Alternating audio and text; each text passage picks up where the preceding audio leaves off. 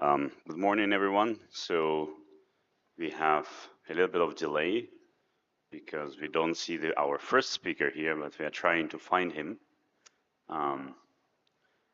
If anyone have seen him yesterday, who was the last person to see him, can come to me and maybe we try to search for him.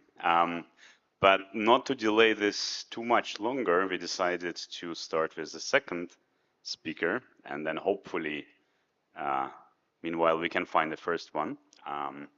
The good thing is that the topics are related, and in fact, Runhai, our first speaker, is from the Fritz Haber Institute, and Runhai was at the Fritz Haber Institute. So the topic of the session today is AI-assisted materials discovery, and the first speaker will be Runhai Ouyang.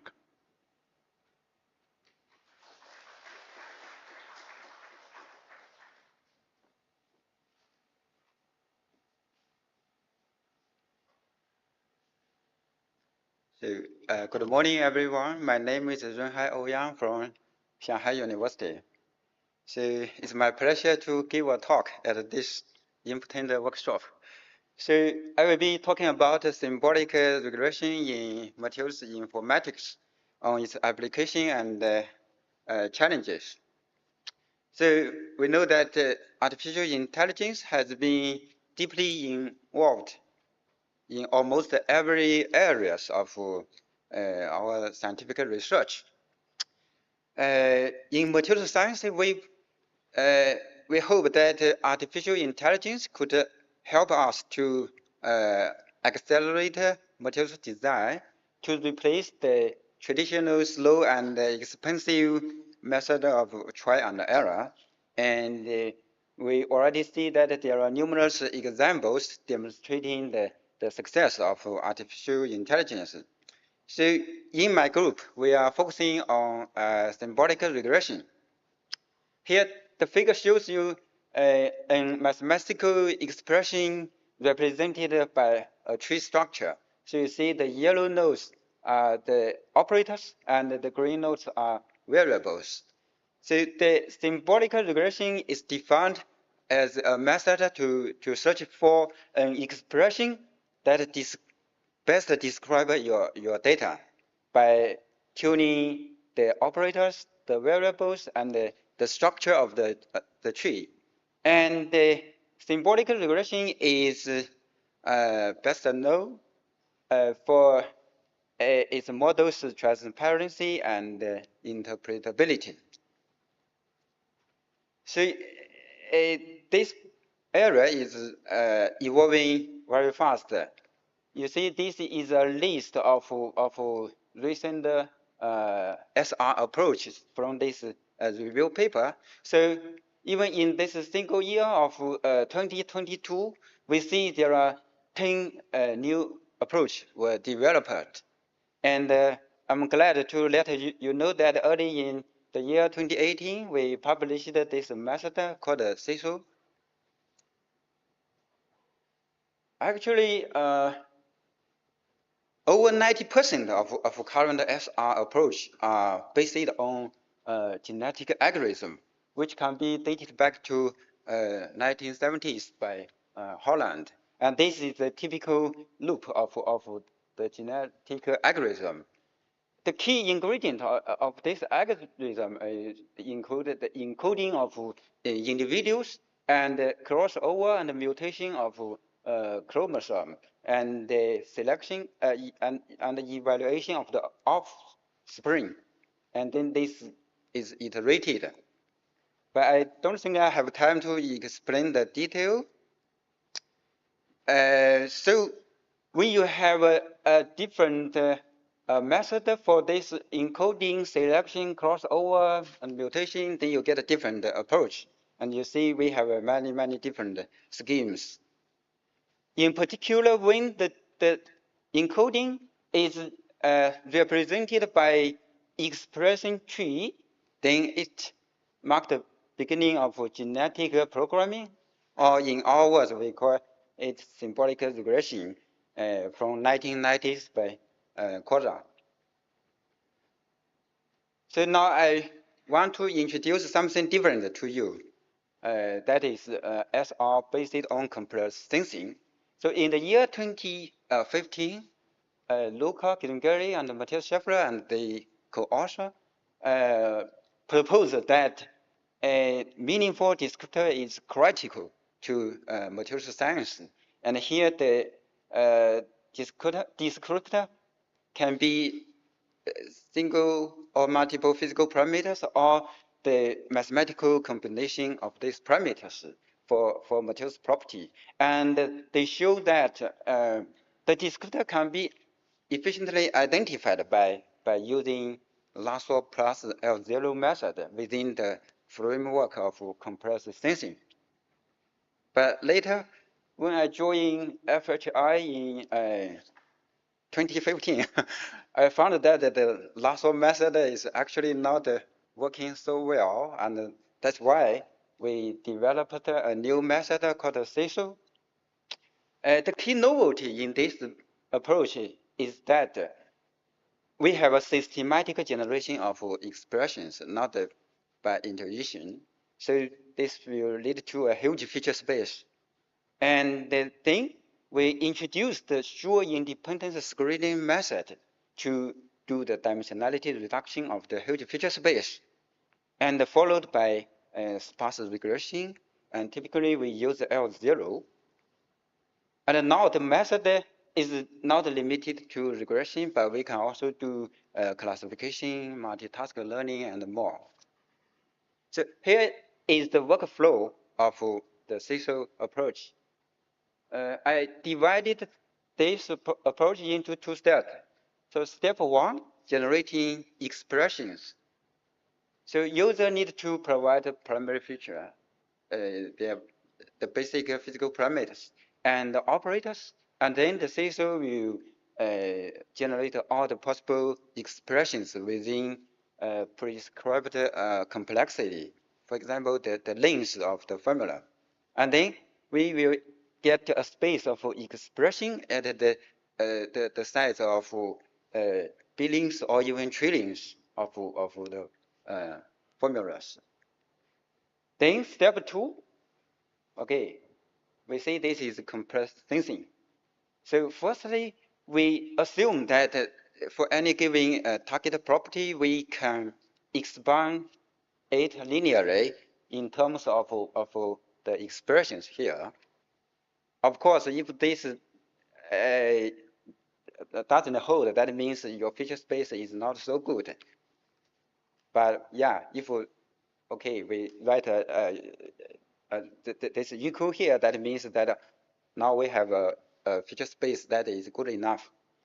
Then we found the best sparse solution of this linear system by combining sure independent screening and sparsifying operator.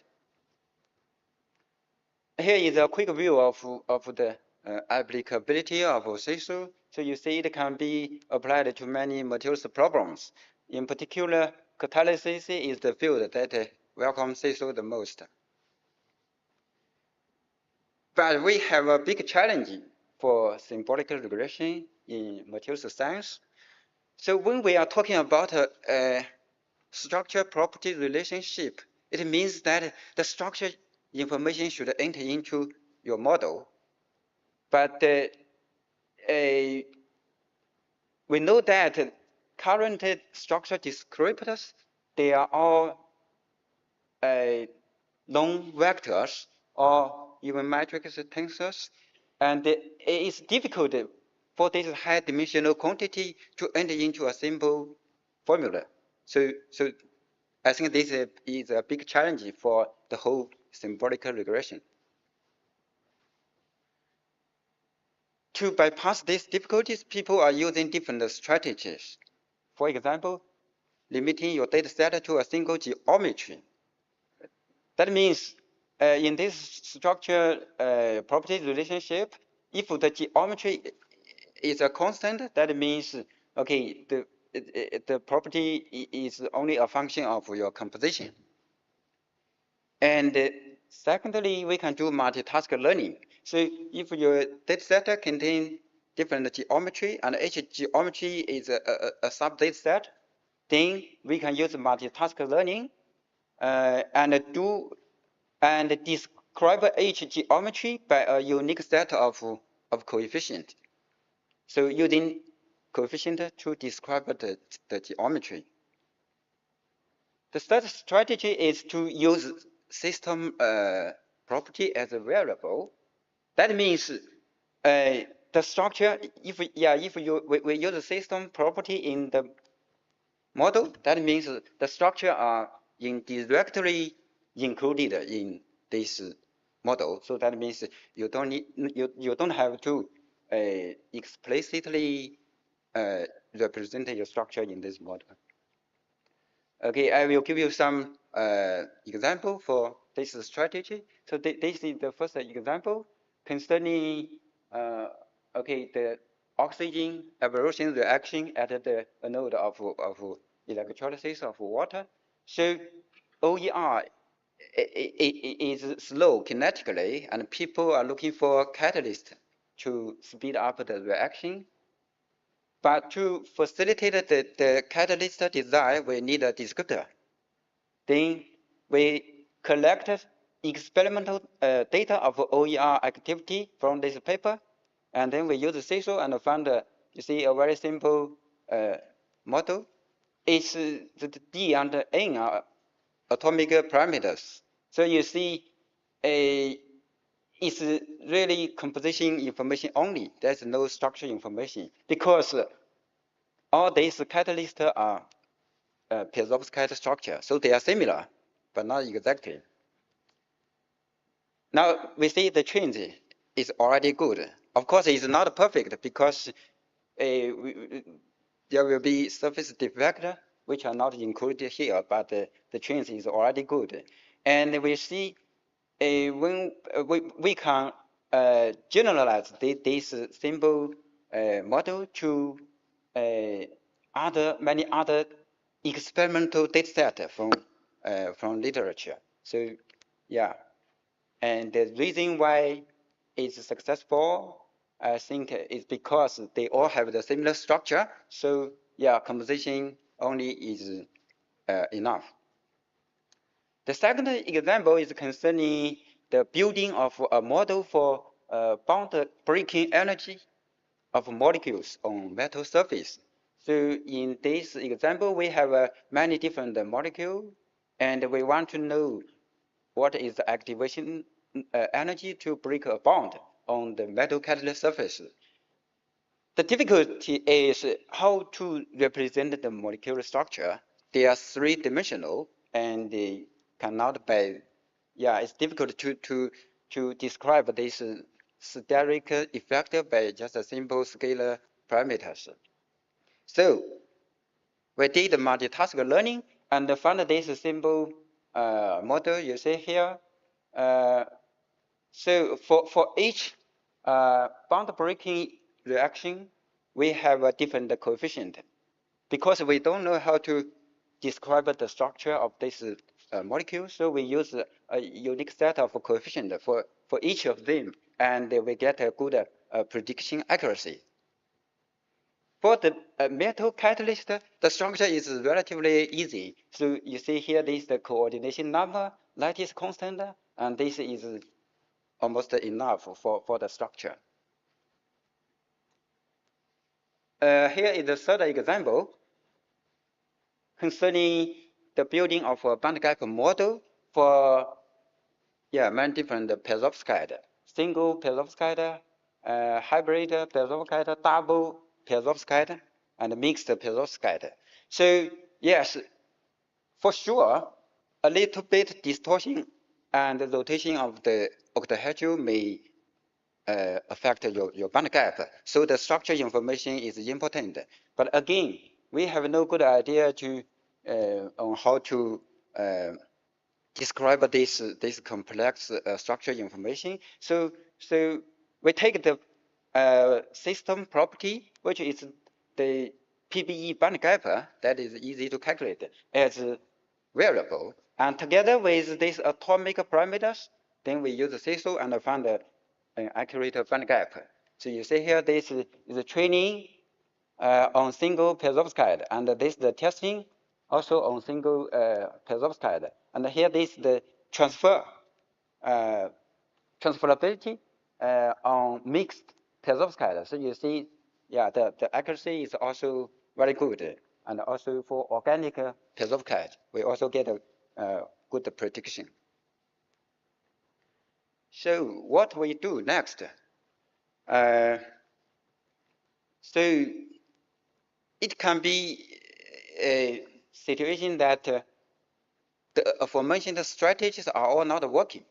There may be some case like that. Then we need, I think we need a new approach. And my plan is to explore the possibility of symbolic regression with high dimensional quantities to find accurate structural property relationship.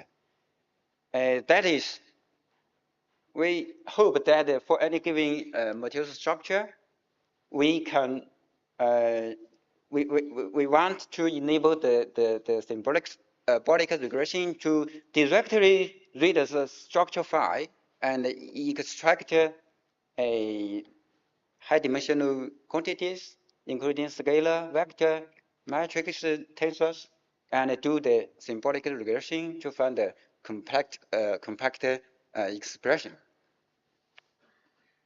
There are also other aspects of challenges with symbolic regression. For example, balance between memory and speed. So how to store the expression in memory is important. For example, given this symbol expression, we can store it by data in memory and like this. But then you see here f store equal 1 is faster because you are storing them by data, but it require memory. So you see the memory increase very fast with the dataset size. But if we store the expressions by expression tree, then it's like this. It's a list of this operation in memory. And you see here f store equal to it's slow because you need to calculate the data on the fly. But the memory is relatively low. So you see here it's low compared to this one. So we need a balance between the memory and the speed. And the GPU acceleration is also important. So with this code, C2++, Dr. Yi Yao and Matthias Scheffler, they have already found that, with GPU, the speed can be accelerated by 9 times. Also, we see that recently people are using a large language model to do the symbolic regression. So the basic idea is to treat a formula or an expression as a special language. And then we can use a large language model to generate different languages. I think this can be probably promising direction in future for the symbolic regression. So thank you very much.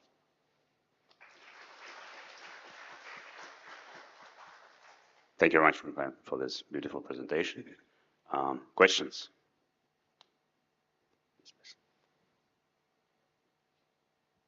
Great talk. Well, I'm interested in how large or the size of the expressions. What an expression? How the size of expression? I mean you must have something like a database or dictionary about expressions, right? You mean the feature space? You don't mention the. Well, we generally know the steps.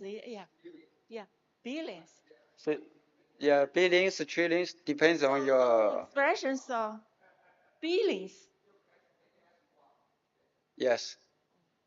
Depends on your computer resource. Thank you. It's really a big feature space. We call it a feature space. You mean here, right? The number of expressions we explored. So it's generated, right? Yes, we generate all the possible expressions, and you can set the complexity. For example, the max length of the formula you want. So yeah. Very interesting. Thank you. It must be very quick. computationally intensive. Yeah. Not exactly. Okay, I think we have to move on, unfortunately, in terms of time. So thank you very much for now. Okay, thank you.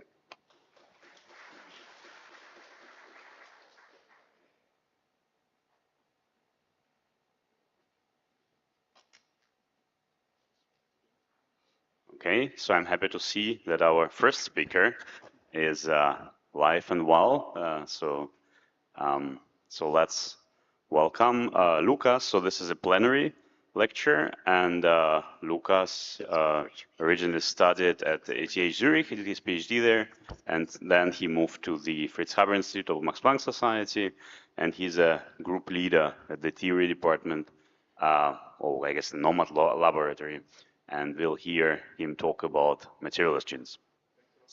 Thanks a lot for the kind introduction. And now I don't need to explain anymore how CISO works. So that's the goal of the thing. So thanks first for the organizers for the kind invitation to present my work here. And thank you all for putting together this wonderful workshop in this impressive city. So the goal of my presentation is going to be discuss this materials genes concept. I would like to show you what we mean by materials genes, and hopefully addressing how this can be useful for the design of a new material. Is the sound okay, even in the back? Yeah? Okay, good. So a key challenge in materials design that we have heard during several talks is the identification of correlations, and that describe the performance that we are interested in, so a certain material's property or a material's function. So in other words, we would like to find functions of certain parameters here that allow us to make these maps of materials, where the materials are arranged according to their performance. But we not only want to find these functions or these maps of materials, we want that the parameters that enter in these functions here, they have a physical meaning. So we want physical parameters that are related to the processes that are hindering, triggering, or facilitating a certain behavior of the material. The problem is that certain materials' properties or functions might be governed by not only one process, but a high intricacy of multiple processes, underlying processes. And this makes the derivation of these correlations not straightforward. So one example of such materials function, and this you've seen this figure several times in different contexts of this workshop, is at heterogeneous catalysis. So why is so? So we have processes that are taking place at the surface of this material that is supposed to convert our reactant into product. So we have process here at a very atomistic scale, but we also have other processes such as the restructuring that happens at much higher time scale, and we also have transport or processes that are related to the reactor scale, so making this problem very difficult. So one way of addressing this is by means of atomistic simulations. However, capturing all of these processes at the same time and their coupling is extremely challenging with atomistic simulations, if not impossible. So one strategy that we have been working on since a couple of years is to identify correlations describing these materials in consistent experimental and theoretical data by using artificial intelligence. And here I would like to highlight this word consistent because this is crucial for our approach to work. So the first step of this approach is systematic experiments, where we are going to use standardized procedures in order to synthesize, characterize, and measure the performance of the material. And you heard also from Annette Strunschke's talk yesterday how this can be done for catalysis and how important this is. So this is our first step. So once we have done these experiments, then we can also have a second layer of atomistic simulations where we are going to calculate materials properties. And also we might use these simulations to evaluate the effect of the environment on the performance of the material. So for instance, if we are talking about catalysis, we might evaluate adsorption energies or quantities like this that are hardly accessible by experiments. Okay, once we have done all of these two steps, then we have a consistent data set that contains a target of interest that we are going to model with artificial intelligence. And this is the measured performance. So actually under practical conditions, very realistic conditions. And we have what I will call candidate descriptive parameter. These are the features that we are going to use for artificial intelligence. So these are measured by these characterization experiments. For instance, you can think about XPS or TEM. or they can be calculated by these atomistic simulations. And they reflect many possible underlying processes. So initially, we don't know which of these processes are the important ones, so we use our domain knowledge in order to understand which are the possible processes that might be important. And we let the algorithm choose which of the parameters are the most important. So here we are ready to apply AI. So as mentioned, the goal of this analysis will be to map the performance as a function of key parameters out of all of these offered parameters. And here, in analogy to genes in biology, we often refer to these parameters as materials genes of a certain property or function. So why do we use this analogy? Well, these genes here will capture complex relationships without providing the full understanding of all of the underlying processes. And this situation is similar to what genes do in medicine and biology, meaning that they will reveal how the color of your hair will be expressed, but they will not explain exactly all the processes that are bringing the genetic code to this expression. So that's why we use this analogy. So if we go back to this map here, we have these functions. Now I call them D1 and D2 descriptors, which you've seen in the previous presentation by Runhai. And now we want only few of these parameters in these coordinates. We don't want a lot of parameters. We want few, and these are the materials genes.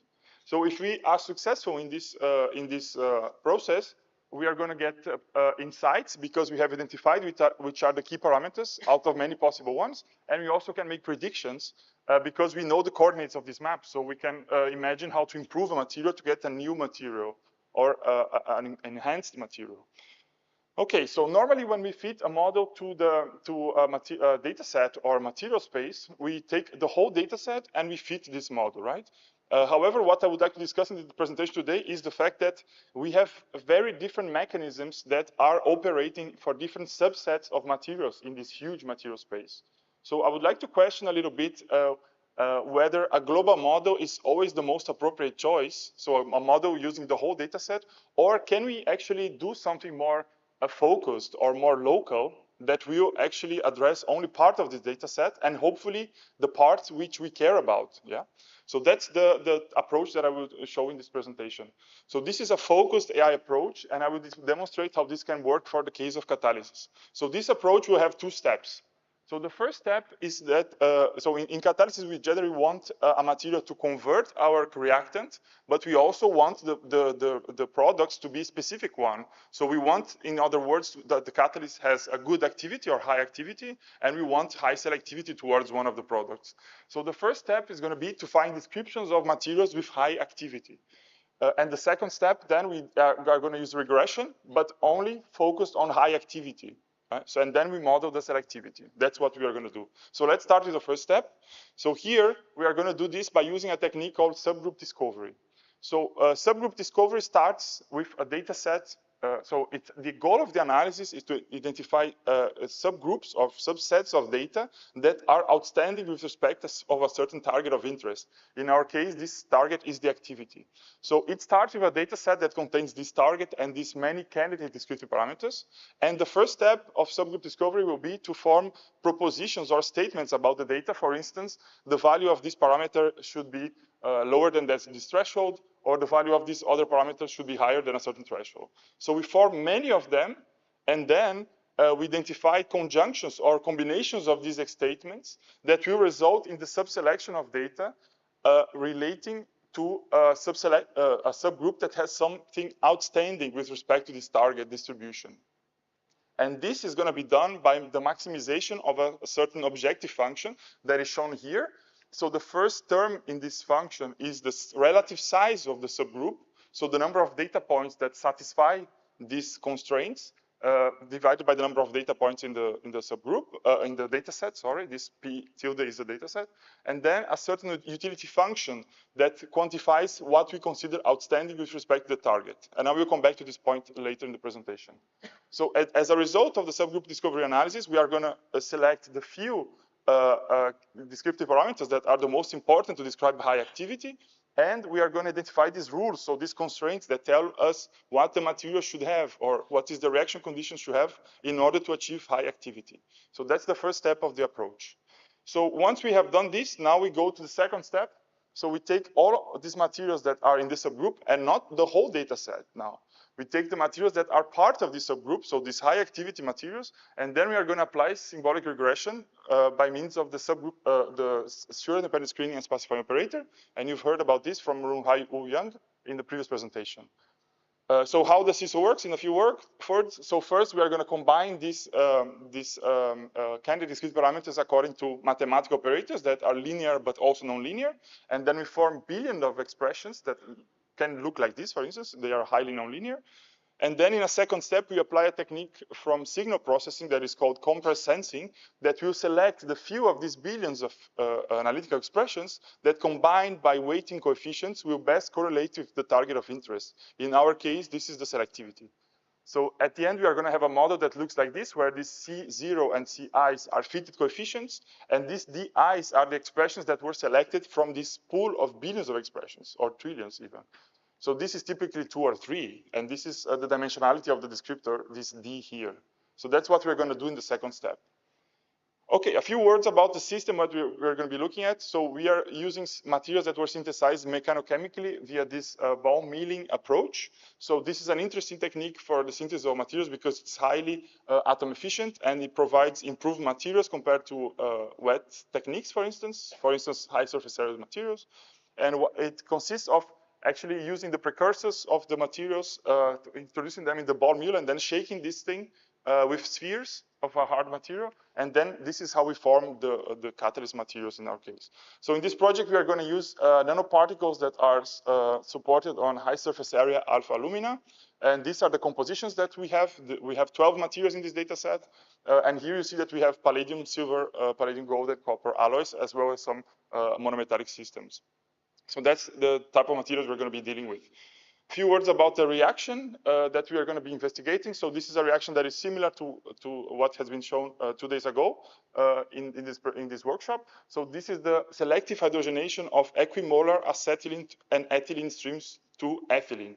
So here, this reaction is very well known in the case of diluted acetylene to purify the streams of ethylene before polymerization. So this reaction is a bit different. It's used to upgrade the streams obtained from plasma-induced methane pyrolysis, which is an important reaction in the context of chemical energy conversion because you can use the surplus of energy from the grid in order to run this plasma process. So that's why we care about hydrogenating acetylene to ethylene in these equimolar streams. Okay, so this is a reaction that takes place at high pressure, that 10 bar. And we have performed this for these 12 materials at different temperatures and different time on streams, so different reaction times, and we obtained this data set. And here I'm showing you the measure acetylene conversion, so the histograms that show the conversion in this data set. This conversion value goes from 0 to 1 or from 0 to 100%. And here we see that we have a bunch of materials that are inactive, that will not convert any acetylene, and some materials that will totally convert the acetylene. So this is the high activity situation that we are interested on. Yeah. So this is the conversion. We have 1,000 data points because we have different temperatures and times. And here I show you the selectivity that we measure towards ethylene. So this is the selectivity we care about. So this value goes from 0 to 1 if the material is selective or material and reaction condition, and this value is negative if the material is unselective. So if it's forming the ethane, so we don't want this situation here. So what is interesting here, you see very different behaviors, but for some of the materials, for instance, these guys here, the selectivity is changing over time. And this happens in a time scale that is very large, like in terms of hours. So this material starts as unselective, and at a certain point, it becomes selective.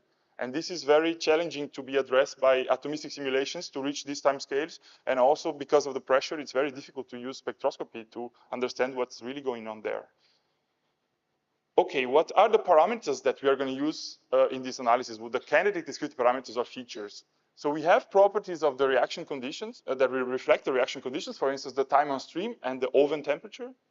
Then we have properties of the entire material that were measured by experiments. So these are metal loading, mean particle diameter, surface area, and so on. And then we have properties that reflect the chemistry of the bulk of the materials, the nanoparticles in special. And here we use ionization potential, electronegativity, and so on.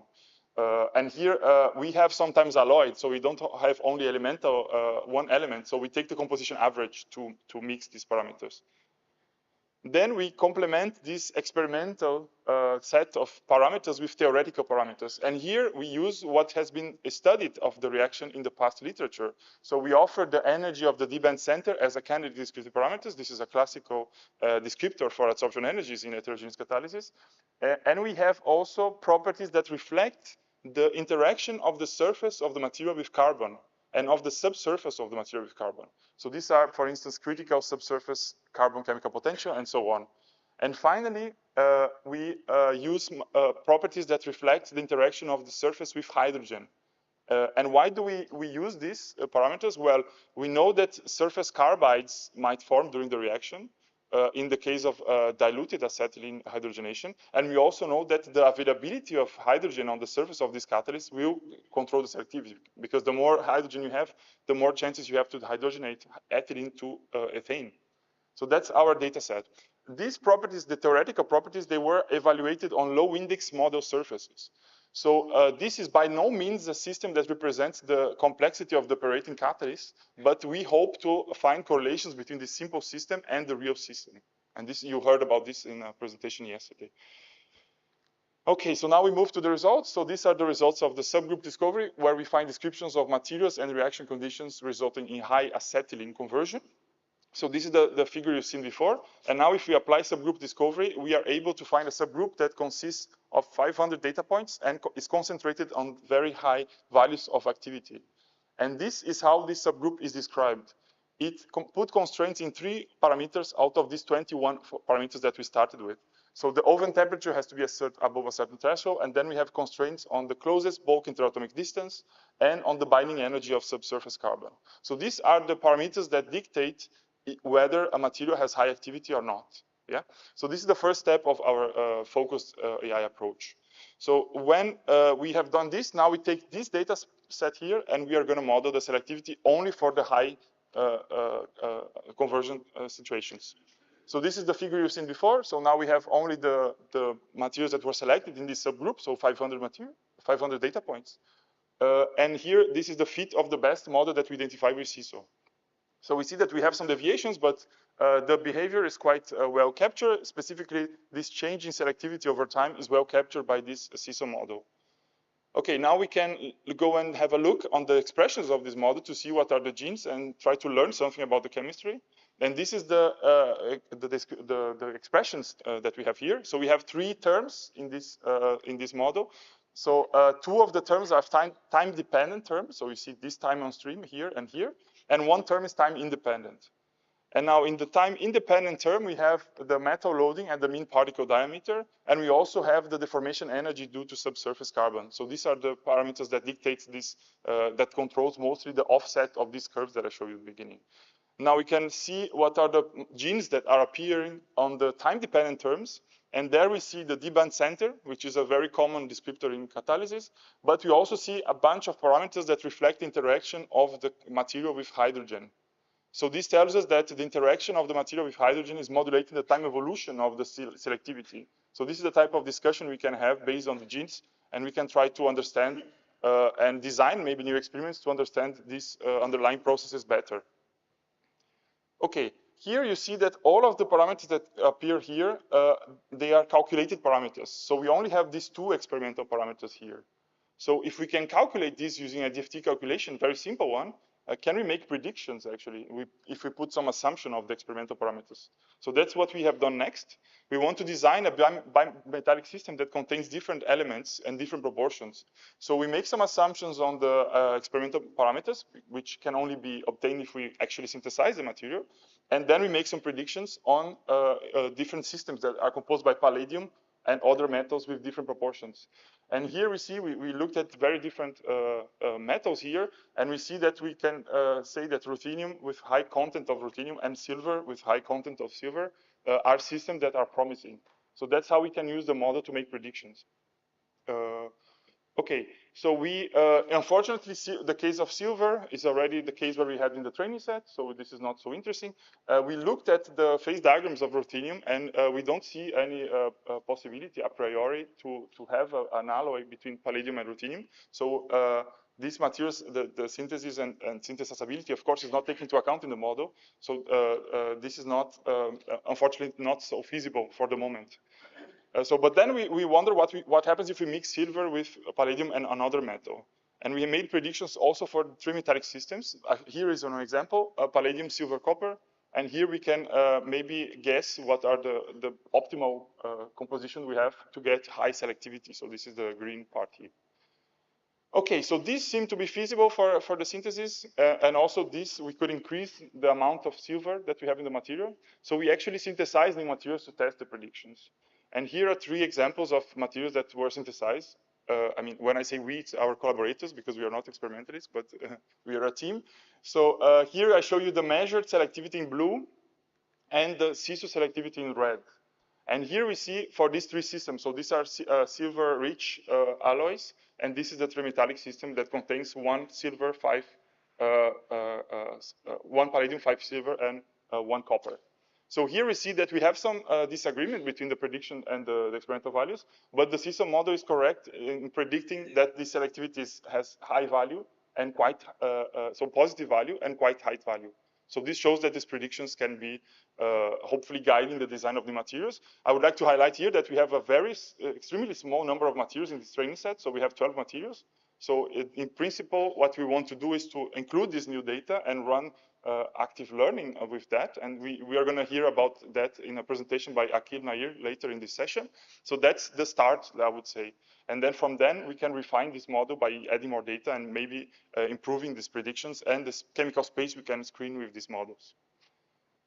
Okay, so in the remaining of the time, I would like to discuss somehow go deeper in the subgroup discovery analysis and discuss some methodological advancements that we have been working on regarding this technique. So in particular, I would like to focus the discussion on this objective function that we use in subgroup discovery. So I told you that when we maximize when we search for subgroups, we are maximizing these quality functions that is a product between the relative size of the subgroup, so the number of data points we have in the subgroup, and the utility function. And this utility function is encoding what we consider outstanding or interesting in terms of the target that we are modeling. So this product here establishes one trade-off between the relative size that reflects the generality of the description that we get from subgroup discovery and the utility function that reflects, in turn, the exceptionality of this description. So standard subgroup discovery focuses on the subgroup that maximizes this objective function. So it's only one subgroup. However, what if we want a different trade-off between exceptionality and generality? For instance, if we want a description of a very exceptional materials, can we do something else? So here we were wondering how to obtain subgroup rules with different trade-offs between these two components. And our solution for that is to have a multi-objective optimization approach to obtain subgroups. And here we are going to identify, this approach is going to identify not only one subgroup or one subgroup rule, but we identify collections of rules that present different trade-offs between generality and exceptionality. So I will show you how this works for an example. So now we are in computational material science. We want to find rules describing perovskites with high bulk modulus. So this is the example I'm going to use to demonstrate how this can work. So this is the data set of 500 perovskites. So we are focusing on oxides with cubic structures, so very simple systems. We have 24 candidate discrete parameters now offered. So these are properties of the elements A and B, plus the lattice constant and the cohesive energy of the material. So these are properties of the crystal. And because we want high values of bulk modulus, we are going to use this utility function here. So now I show a concrete example of one of them. So this is the positive mean shift. So here, I hope you can all see, this is the mean value of the target, in our case, the bulk modulus, in the subgroup, minus the mean value of the target in the data set. And here the denominator is just a normalization factor. So by using this, you see that the highest is the value of the mean for the bulk modulus in the subgroup, the highest is the value of the utility function. So by using this utility function, we are really steering the identification of subgroup rules that are presenting materials with high bulk modulus. So this is what we get here.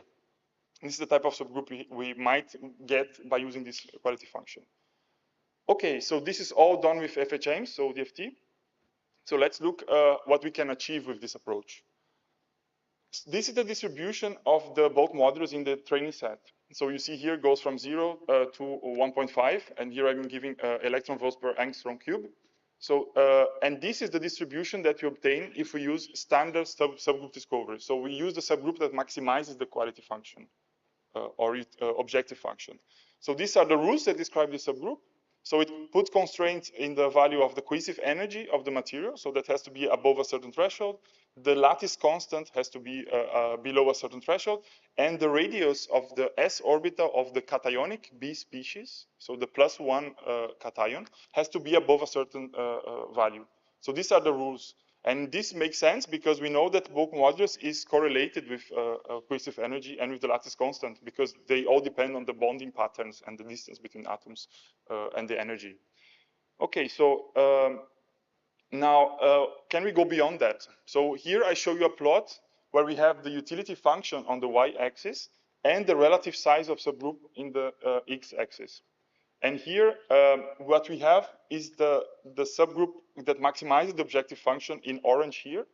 But all of the subgroups that are this in blue, they correspond to this Pareto front of optimal subgroup discovery solutions. So there are solutions for which we cannot improve one of the objectives without deteriorating the second objective. And in subgroup, we have two conflicting objectives, right? The utility function and the relative size. So we see like a whole collection of subgroup rules that could be used and could be useful for a certain application. So how do they look, or what do they correspond to? So now if we go to the right of this Pareto front and we look at this subgroup discovery solution here, the subgroup C, we see that this is a more general description compared to this orange subgroup here. So we see that the mean value of the bulk modulus is not so high, but we have more data points in there. So this is a general description. Now, if we move to the other side, so the subgroup B, now we have a more exceptional description compared to the orange subgroup. Now we can go even further, and if we go to this corner here, we have a very exceptional, where the average is very high here. So this is how we can use this concept, this Pareto front concept, in order to find other solutions of subgroup discovery that might be interesting for a certain application. Final thing I want to show is, are these useful, actually, these new rules that we find? So we have like this screening exercise where we apply the subgroup rules in order to identify single and double perovskites with high bulk modulus among this candidate space of more than 12,000 candidates. So this is the training set again, and here I'm marking the mean and the max value in the data set. So if we use the rules to screen the rules obtained with the standard subgroup discovery approach to screen for new materials, we obtain these new materials. So we calculated with new DFT calculations 50 of these suggestions. Now, if we apply some more exceptional rules that we find with the Pareto front concept, then we can screen materials with higher bulk modulus, and even materials that have significantly higher bulk modulus compared to the highest value in the training set. So this shows that the concentration of exceptional materials that are selected from this candidate space using these more exceptional rules, they are higher than the rules than the one obtained with the standard subgroup discovery approach. Okay, I'm running out of time, so I will conclude by saying that I hope I convinced you that this materials genes concept can describe complex materials functions and materials properties. And here we are using experimental theoretical data at the same time. And this will accelerate materials design because we can really tell like experimentalists or our colleagues which materials have to be done next. Then I showed you in this presentation how a focused AI approach based on subgroup discovery can handle this diversity of mechanisms that we have in material space, but also in our data set. And we also have very often unbalanced data sets that can be handled with such type of approach. And finally, we have a multi-objective optimization of subgroups that allow us to find rules that are more general or more exceptional, depending on the application we are willing to study. I would like to thank first our collaborators from the Max Planck Institute for Kohlenforschung. These are the people, a group of Ferdi-Schütt group. These are the people that have done these experiments for the acetylene project. People in Berlin, so Matthias Scheffler for his constant support, and Rei Miyazaki for working on the fusion of experimental and theoretical data. And also here we have two people, Akira and Erzain, that are in the conference. So Akira is going to give a talk about CISO later on in the session. and how we can use ensembles of CISO model to get a statistical description of CISO. And here you might have discussed with Herr during this poster session. If not, you have still time to approach him during the coffee break and discuss a different application of subgroup discovery. With that, I would like to thank you all for your attention, and I'm happy to get your questions. Thank you very much for the great talk. We have time for one question. So, I mean, you start off by enumerating a list of sort of descriptors or features that are relevant to the problem, right? And so you have, in addition to things like processing conditions and maybe compositions, you also have a bunch of sort of atomistic level descriptors, you know, DFT type descriptors, right? Am I right in? Yes. So a lot of this strategy still hinges on one's domain knowledge that one is using at the outset. So my question is, and your property is the activity, so that you're trying to sort of seek a functional relationship for in terms of these various descriptors. So my question is, instead of using that or being dependent on domain knowledge, do you have, I mean, does the activity come out of some spectrum or something like that, or is it something that just measured, a single property? Yeah, it's measured. Because ideally you want to sort of avoid putting that domain knowledge in because it's still contingent on what you started off with. Yeah. And if you let something out, then the rest of it sort of is insensitive to that. Yeah, so when I say domain knowledge, what I mean is that we make sure that we include what we imagine that could be relevant. However, we are also including parameters that we don't necessarily expect to be relevant. And that's how you can get a result that surprises you and tells you something about new chemistry. So I'm not saying that we are going to use, we have a pre-selection. We can offer many of them. Of course, there are some limitations on the technical side, and this was discussed by Runhai. Where you cannot increase this indefinitely, but we have methods and strategies to cope with that. So the idea is that we offer not only what we expect to be relevant, but also other things. Yeah, I don't know if this is clear. Yeah, no, I was just wondering if, you know, you could start off by inputting some spectrum, say. I mean, if a property can be, if a property, for example, is derived from a spectrum, you know, I mean, I don't know. I mean, if you're doing a DSC measurement, you would have a profile. And then people sort of, you know, like to use descriptors to kind of. Yes, I think this is. Instead, you just use the profile itself, so you don't have to input the domain knowledge. Yes, so this we have been thinking about this question, and we would like to be able to do that. Today, what we have done so far, we have transformed this spectrum into a few scalars that we can include there, and that's how you ensure that they have a physical meaning. If you have a spectrum as a vector, then we need to, it's not straightforward so far how to actually get this explainability at the end, because you just have a vector of different values. Then you can use neural networks and stuff like that. Yes, yeah. Okay, so that's a great discussion. Yeah. Unfortunately, we have to move on. So yeah, you can discuss later. We have to move on. We have no time. So let's thank Lucas again.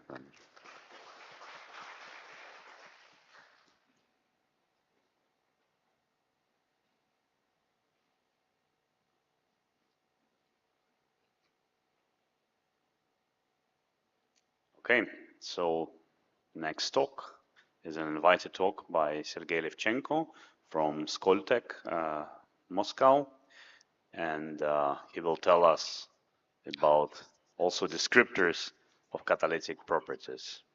So the stage is yours, Sergei. Thank you very much for the kind introduction.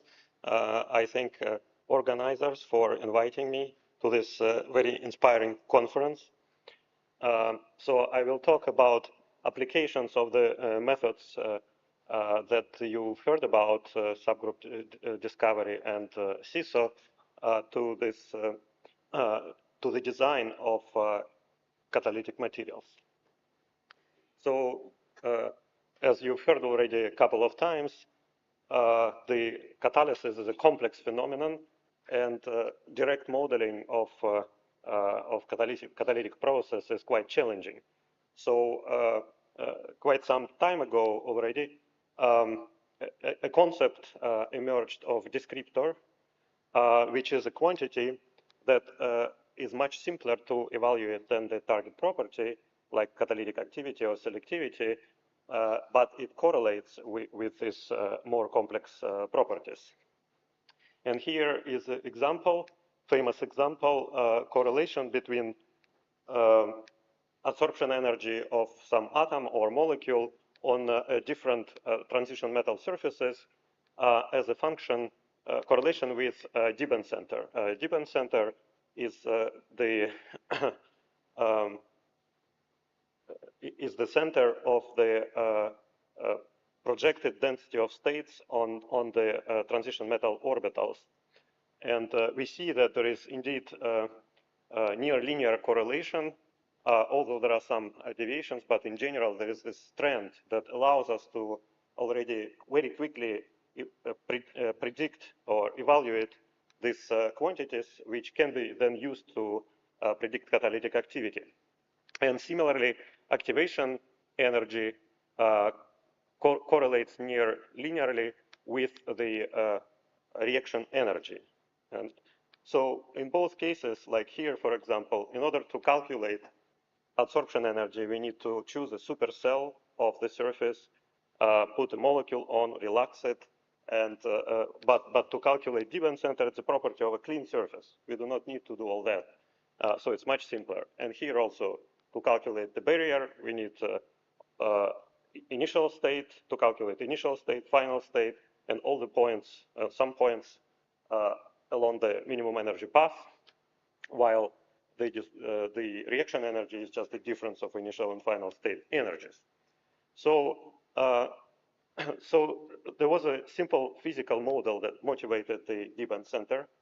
But the question is, what if we don't know such a model, or we need a more accurate and more widely applicable model? This applies well to the regular transition metal surfaces, but as I will demonstrate, it may not work so well for more complex systems. And one of such systems is the single atom alloy, which were demonstrated to be active and selective catalysts for hydrogenation and other reactions. These good properties were attributed to a balance between hydrogen dissociation at the surface and binding. The strength of binding, which should not be too strong or too weak according to Sabatier principle. And also in this form, the dispersion of the guest element, this doping element, is very high, so it's a very efficient use if this is an expensive metal like platinum or palladium, which are often used in catalysis. So direct design of such single atom alloys is challenging because there are many choices. The class of materials is quite wide. We can have different surface cuts, different directions of surface cuts, different host and guest species, and already for two elements, one base element and one doping, it gives tens of thousands of candidates, and we may think about development of catalysts with more species in, so this gives a huge number of possible materials. So artificial intelligence can be helpful here, and the properties that we can predict that are correlated to catalytic activity are a dissociation barrier of a hydrogen molecule on this catalyst and binding energy. Also, important parameter is the stability of the guest atom at the surface. In order to be important, it should be at the surface to react with the hydrogen. So it can be characterized by segregation energy. And also absorption of hydrogen in principle can change this segregation energy, and it has to be taken into account. So as you remember, I showed this very nice linear correlations with Gibbon center and reaction energy. And here we analyze this for this kind of systems. So this is the best correlation that we can get. This is the binding energy versus Gibbon center for the hydrogen molecule. And we see that there is basically no correlation. And the same can be said about the reaction, about the Bronsted-Evans-Polanyi relation. So we can see that this seemingly simple change of the system, right, upgrade from the clean transition metal surface already leads to a much more complex relation between catalytic, between these properties and some basic properties, primary features of the surface. So we applied the Schur independence screening plus parsifying operator method developed by Runhai. And in our case, this property that we predict, there are three properties: binding energy of hydrogen, the reaction barrier, and the segregation energy, also in the presence of hydrogen. And we used the cross-validation, tenfold cross-validation. It's a technique that allows to optimize, to evaluate the error in prediction of new systems. And we choose the dimension, the number of components in this descriptor to minimize this error. So this is the list of features that we used. These include atomic, bulk, and bulk properties of both host and guest elements, and also surface properties, but only of the host. So we never calculate the combined system, which is, of course, much simpler quantity to evaluate. So as atomic features, we included energies of frontier orbitals, highest occupied and lowest unoccupied, electron affinity, ionization potential, also binding energy of hydrogen with single metal atom, or binding energy of metal dimers, and the distance for these dimers. As bulk properties, we included cohesive energy and Gibbon center, and for surface, Gibbon center of the top surface layer of the slab and the Fermi level. So we used FHI Ames code to calculate all the quantities with density functional theory, with RPV functional, which was chosen based on comparison of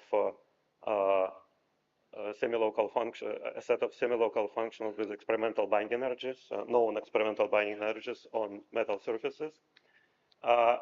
Climbing image natural elastic band was used for calculation of the barrier, and we calculated these target properties, the binding energy of hydrogen, segregation energy with and without hydrogen, and the barrier for around 300 single atom alloys. And then we calculated primary features that I showed before for more than 5,000 materials to predict their properties. And here is the result. This is kind of zoom in on an interesting area. So this is not all the materials, but this is the most promising. The x-axis shows a combined property, which is the free energy of adsorption at given conditions, at the normal conditions, and the barrier. So the smaller it is, the closer is delta G and E barrier to 0. So we minimize the barrier by this, and we also minimize the free energy of adsorption, which corresponds to the Sabatier principle, so that this adsorption is not too strong or not too weak at this particular conditions. And the y-axis shows the segregation energy in the presence of hydrogen, which should be as negative as possible to stabilize the guest atom at the surface. So the interesting area is here, and we can see that it's sparsely populated, demonstrating this difficulty to satisfy at the same time these conditions, right? The Sabatier principle and the small barrier for dissociation. But there are some interesting materials. Here with the red dots are shown experimentally established catalysts. So you can see them here. And indeed, for example, this catalyst is one of the better ones, right, with a small barrier and stability, good stability. But we can see some new catalysts that we predict to be better than that one. And this was also done for not only for flat surfaces, but also for stepped one. And we found some of the stepped step surface catalysts for these reactions. So if we look at the descriptors, they are much more complicated in this case. I remind that the dimension, the number of these features was not chosen by hand, but is determined by minimizing the cross-validation, the prediction error. So it's the best model we get. And they are quite complicated, right? For the three properties, we see complex formulas. And we can look at them and try to understand. We see that the D-band center appears prominently, as one would expect, but not directly as a feature, but in combination with other features, also cohesive energy. And so can we somehow understand better these formulas?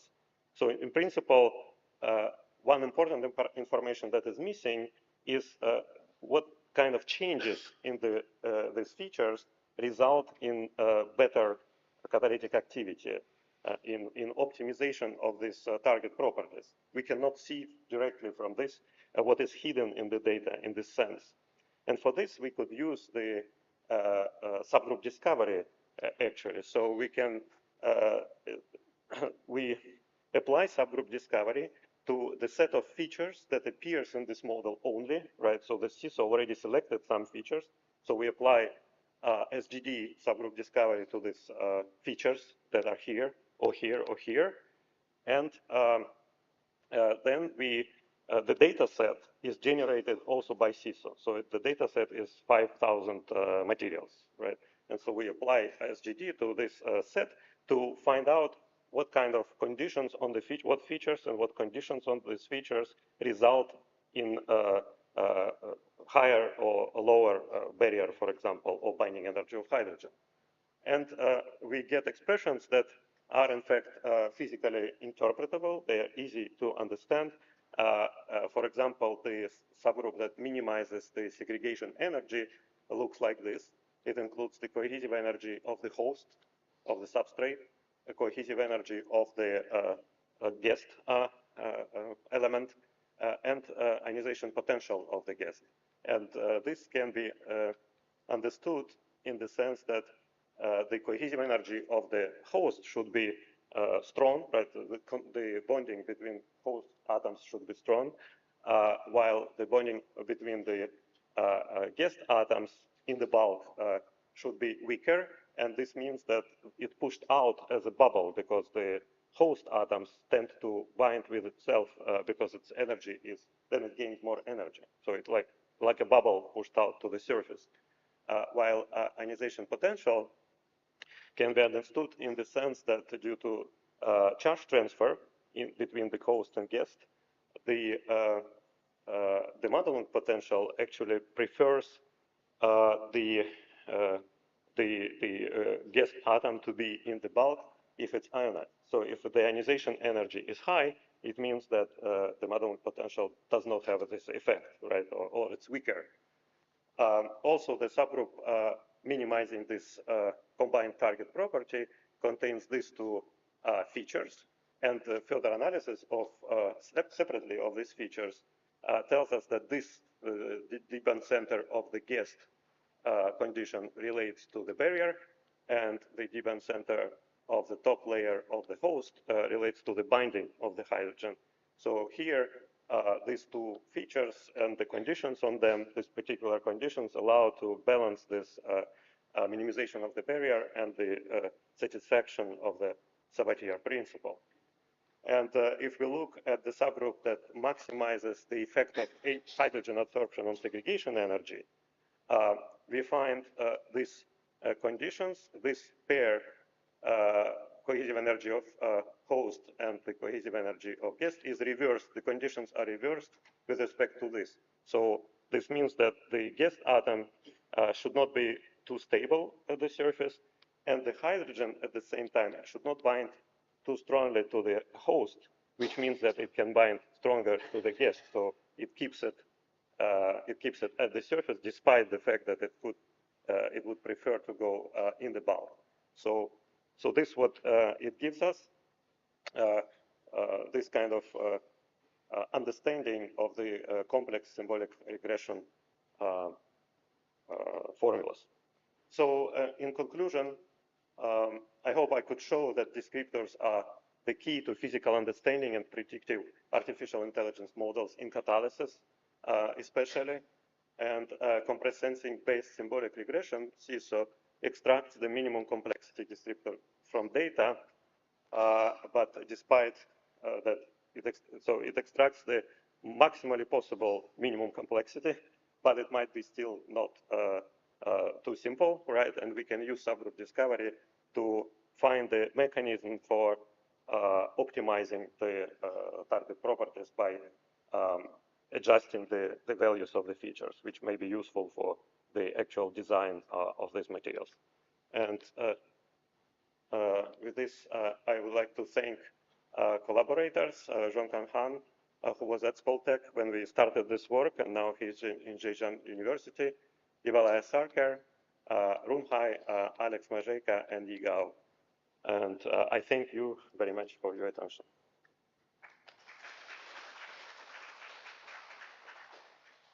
Thank you very much, Sergey. That was a great talk, and for staying in time. So we have time for questions. Yes, please.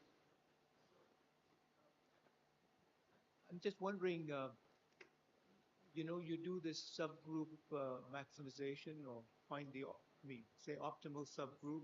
How does that compare with just taking all possible combinations and just using the model and getting the best fit and finding the subgroup that does the best? How do they compare? Just wondering. You mean to take the DFT results?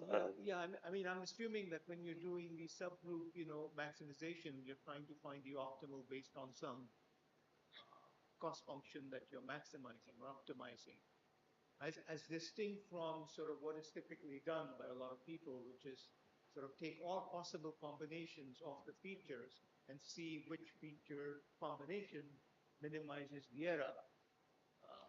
And I'm just wondering how they compare. I'm not sure I actually understood this. Okay, well, I can try to explain. Okay. Okay. Any other question? Please. I have a small question, but it don't show the PPT number. You see, you have a list of. Oh, yes. This one. Yeah. What's the meaning of the number 4 line D45?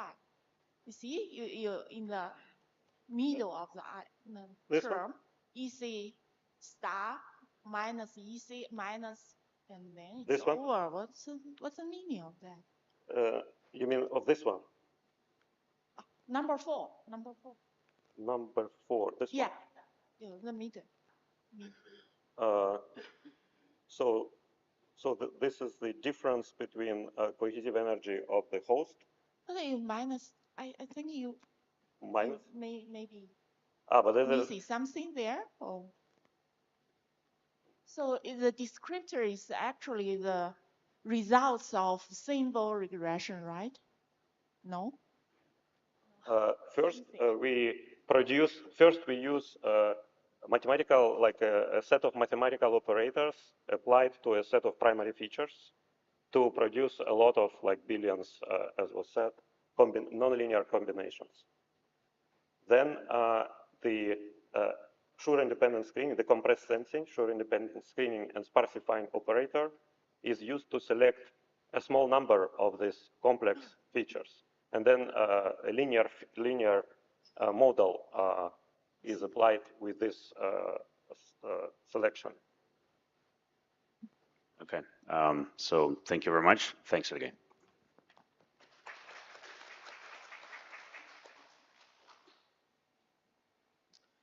Okay, so we move on now to Taylor Sparks.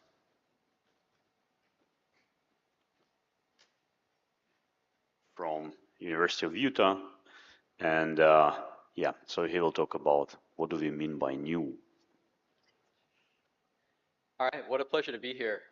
My talk today is about novelty, right? This is something that academics are always worried about. How do you know if you're doing something new? How do we measure it? Thank you. I'll start with this picture here, right? This picture, you've got this Vermeer painting, girl with a pearl earring.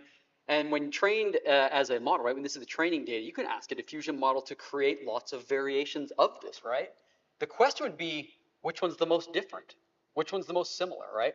How do we measure something like that? And more importantly, for material science, how do we do that in the context of materials, right? We've seen some great progress in generative models happening. For example, we've seen Mattergen actually earlier this week. Howell talked about that, right? We saw DeepMind. My own group's been working on this. And I would say that the progress in these generative models for actually generating new crystal structures has reached the point where we're at utility. They're good enough to be useful for something, which is exciting. But it also introduces an interesting paradox that we sort of have to struggle with. And here's the paradox. As these generative models have gotten better, right, as they are learning, they're improving by learning the data set. And what do I mean by that? The sort of salmon colored points where the data that was trained from, in this case is showing the atomic numbers that were present in the data set. Here it's showing space groups available. If you take that and you train it and then you start to generate, this is a bad performing model because the output model shown in gray here, that distribution doesn't even close to match the original distribution. And you see it in the structures that get generated. They don't closely match it at all. And yet, as we move towards better models, they start to match it really well, right? Which is exciting. And the structures that it turns out start to look more and more realistic. So all the models that you've seen are doing stuff like this. The trade-off that I think we need to start thinking about is this.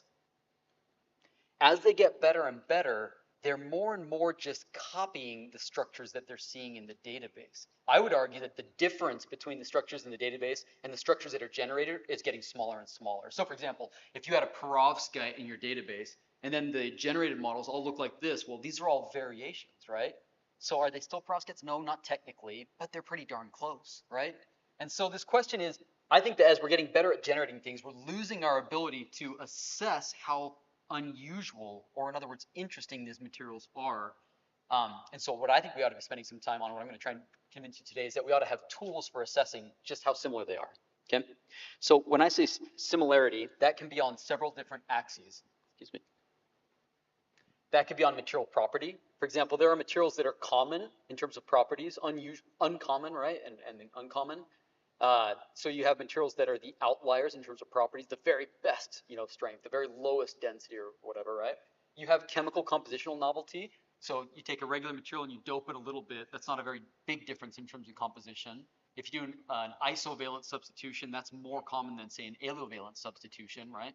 And then down into crystal structures, right? Is the connectivity changing? Is the local coordination environment changing? Is the overall space group or unit cell changing? These are all the types of questions that we can be asking. Now, the first one of these we actually did a couple years ago. This was the compositional similarity, right? Had I provided a matrix like this filled with a bunch of different compounds and asked you to tell me to create a difference matrix, this would be hard to fill out. I would wager that of the 200 people in this room or whatever, that we would probably have 200 different answers on how do you define which of these compounds is more or less like another. That's a hard thing for us to do. It's very subjective. So our answer to that was to join with the folks at the University of Liverpool. This was Matt Rosinski's group at the University of Liverpool, where they had just published the element mover's distance, right? Now, the element mover's distance is this clever tool that allows us to quantitatively assign a difference based off of it, use the earth mover's distance behind it, and a composition-based feature vector. If you want to read all about it, you can. It's published in this paper. I'm not going to talk about it today because I'm interested in extending it to structural differences today. But here's our first paper. We created what's called the DISCOVER algorithm. It stands for descending from stochastic clustering variance regression.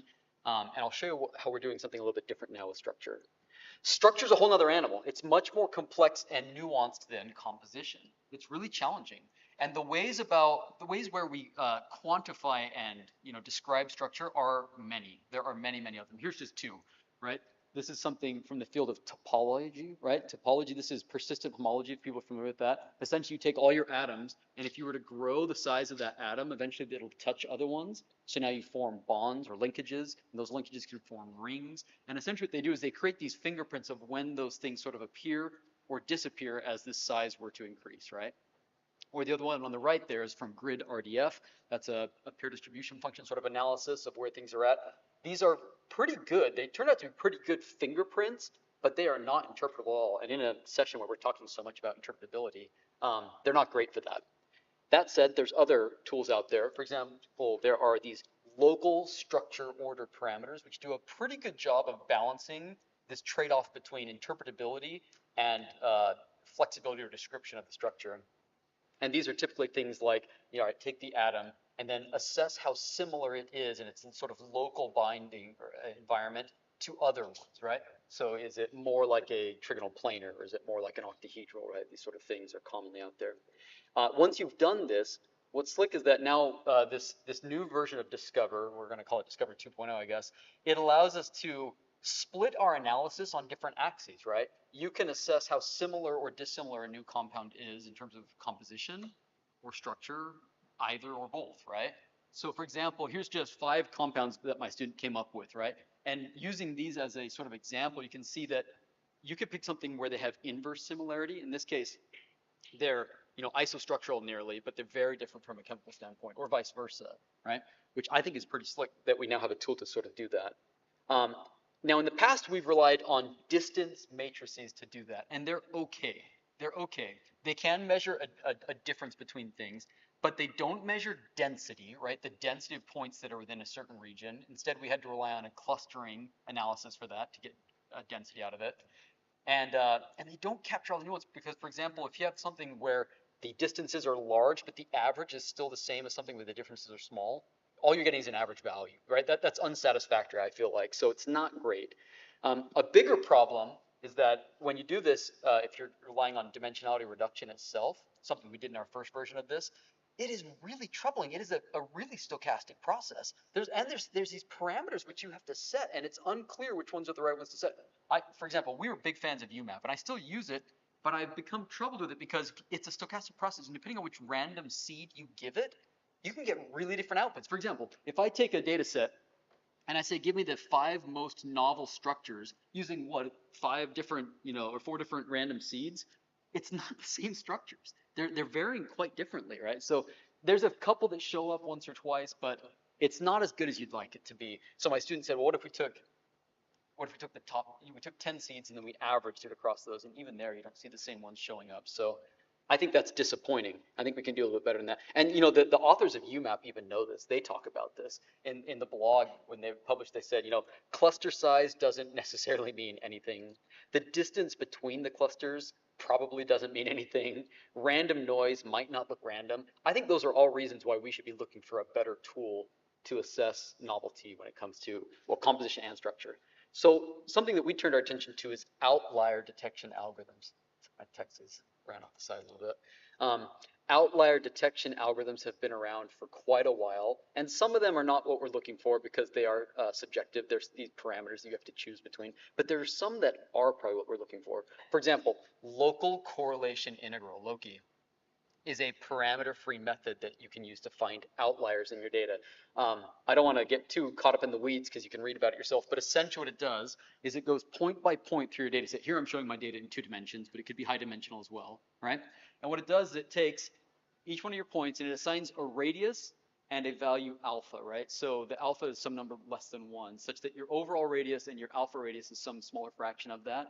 And it goes point by point, and as you scale this radius outwards, what it's going to do is collect all the data points within that radius, and then for every data point within that radius, it takes the smaller radius and it asks how many data points are within that. From there, you can actually calculate a ratio of nearness to neighbors, is essentially what this is, right? They call it a multi-granularity deviation factor. But that's what we're going to use to assess how similar or dissimilar data points are. It's an outlier detection technique, okay? And there's some reasons why we like this as a technique. For one thing, it can examine multiple different scales at once. It is automatic. It uses probabilistic reasoning when finding these outliers. It's good at providing detailed plots for their interpretation. I'll show you some of those in a moment. And it's exact and fast, right? So how do you actually define if something's an outlier? The typical way to do it is you have this deviation factor, and there's deviations in the deviation factor, right? There's variance in this deviation factor. If something is 3 standard deviations away from what it's seen before, then it's called an outlier, right? So here's what it looks like. If this is just some toy data for a moment, you've got these data points here, including yellow, green, red, and blue data points there. Well, clearly this yellow one is an outlier, but what type of outlier? It's what we're going to call a local outlier, as opposed to, say, the blue one, which is going to be a global outlier, the red one, okay? If you look at it, what this produces is this deviation factor plot. This deviation factor plot scales with as you're going towards further and further distances outward. It's looking at, is it really deviating if you look further and further outwards? The yellow one at low distances is an extreme outlier because it has no neighbors near to it. But relative to large distances, it kind of looks the same to every other point, right? Which tells you this is a local outlier as opposed to a global one. Global one does the opposite, right? This blue data point is an extreme global outlier, right? So these type of plots take a really complicated analysis and boil it down to something that is relatively interpretable and nuanced. For example, if you take these cluster of data points down here, clearly the yellow one is an outlier, and you can see that it's more of an outlier than the blue ones. All the blue data points are shown there. The yellow one is more of an outlier down there, and you can see that in these type of plots. Something my student did, which is I think kind of slick, is he thought about, okay, if you take all the curves over here from all the different data points that are overlapped in your deviation factor analysis, and you collapse them into a histogram, you can actually see at what regions in terms of your distance out there are you seeing maximum deviation, are you seeing the most unusual behavior, and you can plot those, which is pretty slick. Okay, one last thing before I show you some real data is that if you take your data and you were to scale it out, all we've done is we've taken the exact same data and we've just expanded it. We've essentially zoomed in on it, right? You'll see that the cutoff, right? They had some average distance here. The deviation factor analysis started at 1.55, and when we zoomed in, it's pushed it out to the right. We've sparsified the data set. We're going to see that in real data in a moment. So what real data do we want to look at? Well, there's tons of materials data sets you could choose. I'm going to start with the one that brought me into this field. I was an experimentalist my whole career, right, until I started at the University of Utah 12 years ago. We had collected a really big data set of thermoelectric materials. You can find it in this article in Chem Matter. We've since grown it pretty significantly. It's got around 8,000 entries, and it's thermoelectric data. There's thermoelectric properties, but there's compositions listed because we know what the formulas are. There's the properties, and then we went and grabbed structures for these things. So now we can apply our outlier analysis and ask ourselves, okay, in this data set of 8,000 compounds, what are the unusual ones, and can we quantify them? So let's take a look at them. First thing I'm going to show you is the structural analysis, right? So we're looking at structure, not composition. And from a structural analysis, the first thing that really jumped out at us was, look at this deviation factor analysis. The R starts over here at 0. The normalized distance goes all the way up to 2 there. You don't even get entries until about halfway across. What this tells you, that's an incredibly sparse data set, which makes sense. When I put this data set together, we were intentionally selecting structures that were very different from one another. That was our whole point. If you've got lead sulfide, we didn't grab lead selenide. It's the same structure. I wanted something that was unusual because I was trying to get a bird's eye view of the field, and that's showing up here in the data analysis. Things are spread out from one another, and we see it. That said, there's some that are even more unique than anything else. The descriptor that we were using here were these local structure order parameters, which again measure local connectivity, bonding environments, motifs. And you see that in the top 4 most unusual structures here, listed out here if you want to see them, have very different bonding environments than the other stuff that's in our data set, right? It's not simple octahedrons and things like that. These are funky structure motifs that we used. Now, had you used a different descriptor, you would not get the exact same 4. It does depend. There is some subjectivity to this, depending on which descriptors you choose to use. But we opted for these because for each one of those, I can actually look up why is it an outlier. What is the actual descriptor that was pushing it further out, which I think is pretty slick. Let's now look at chemical novelty. In our data set, if we look at the outliers here, they're the ones that have the unusual chemical templates, as well as combinations of elements that are just atypical. Calcium, aluminum, antimony, europium, zinc, antimony, neodymium, telluride in a 3-to-4 ratio. These are just unusual. So it's not surprising they showed up as sort of extreme outliers.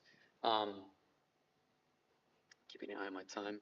I guess the last slide I'll show you on this one is that what I think is powerful about this is that as we now turn our attention towards generative models and we're turning out new structures, you have 2 new axes to explore against. In the past, all we've done is we've said, let's generate a bunch of structures and then maybe screen them for their predicted properties and go with it. And if you work for a company, that's great. If all you want is just the performance of something, but I feel like as material scientists, we care a lot more about understanding new mechanisms or insights or when things don't follow the rules. And what this new approach I think is going to offer us is the ability to assess materials that are going to break the rules because they're very different from what we've seen before. And we now have a way of measuring that difference in terms of either chemical or structural novelty, which I'm excited about. And here you see an example of a Pareto front where you can look at either, right? On the y-axis, you've got chemical novelty. On the x-axis, you see structural novelty, and you can explore the things that are all the most unusual. So with that, I'll stop here and save time for questions. But I do want to point out some of the people that made this work possible. An undergraduate, Stanley Westman, undergraduate Tien and Sterling Baird. He's a recent grad from my group. And then most recently, my PhD student, Andrew Falkowski, were the ones who did this work. And we had funding support from the National Science Foundation and the Army through the Materials Design Program at the ARO. And then one last thing is huge gratitude to the organizers for giving me a reason to come back to Shanghai. I was a PhD student doing a summer internship at the Shanghai Taozi Zhongkeyuan, and it's been 14 years, and I'm so excited to come back. This is an amazing city, and it's been an amazing conference. It's been fun. I'm now an editor I'm the editor-in-chief elect at Integrating Materials Manufacturing Innovation. So I've been really excited to connect with the Asian materials informatics community, right? I think that there's been an unfortunate disconnect between North America and Asia, and it's been fun to see the amazing work happening at these great institutions. And I hope that this is at least for me, the kicking point for much more collaboration going forward. And then one last thing I'll shout out is the Journal of Materials Informatics, which has been a great place to publish. My most recent paper was actually just published there. And I'm glad to see that they're also a sponsor of this event. Okay, with that, I'm happy to take some questions.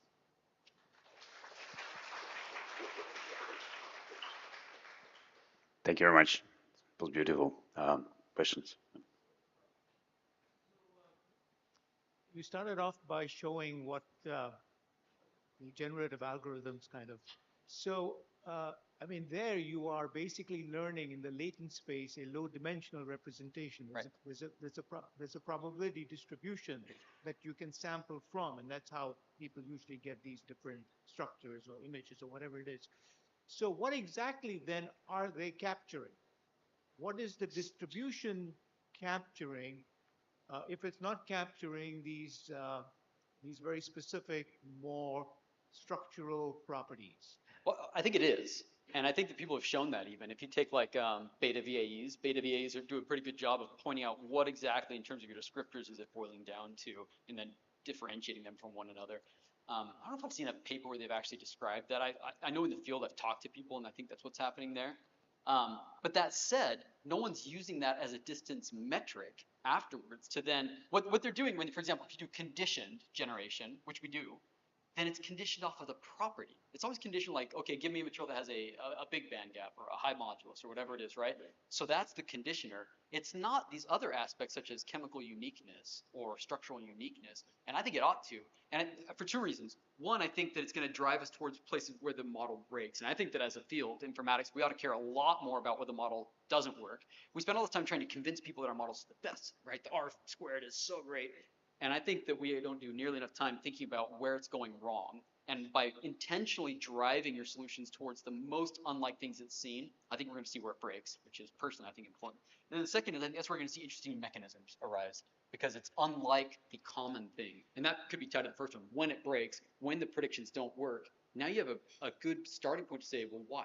Why is this not working like expected? Is there something that I can, as a material scientist or as a chemist, look at the crystal structure and say, aha, maybe it's X, Y, or Z that was driving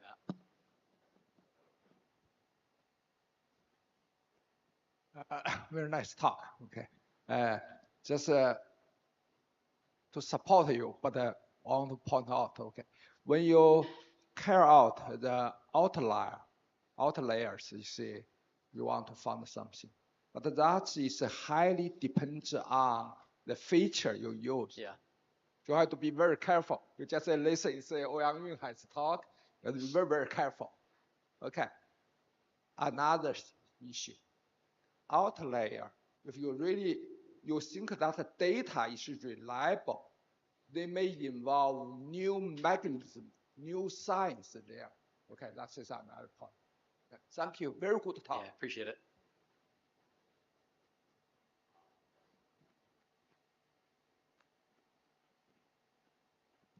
Yeah, it's a wonderful talk. So, do you think we can do similarity-based material design? Because you can distinguish the structural chemical similarity. For example, we want to replace a rare earth element Yes. to get another material with a similar functionality. Then, well, one assumption is if we found something similar to rare earth, which will be replaced. So based on your idea, if structurally or chemically they are very similar, is that possible? Yeah, absolutely. You could take this. So what you'd be selecting for something that has a high performance, materials property performance criteria, but a very low chemical uniqueness difference, right?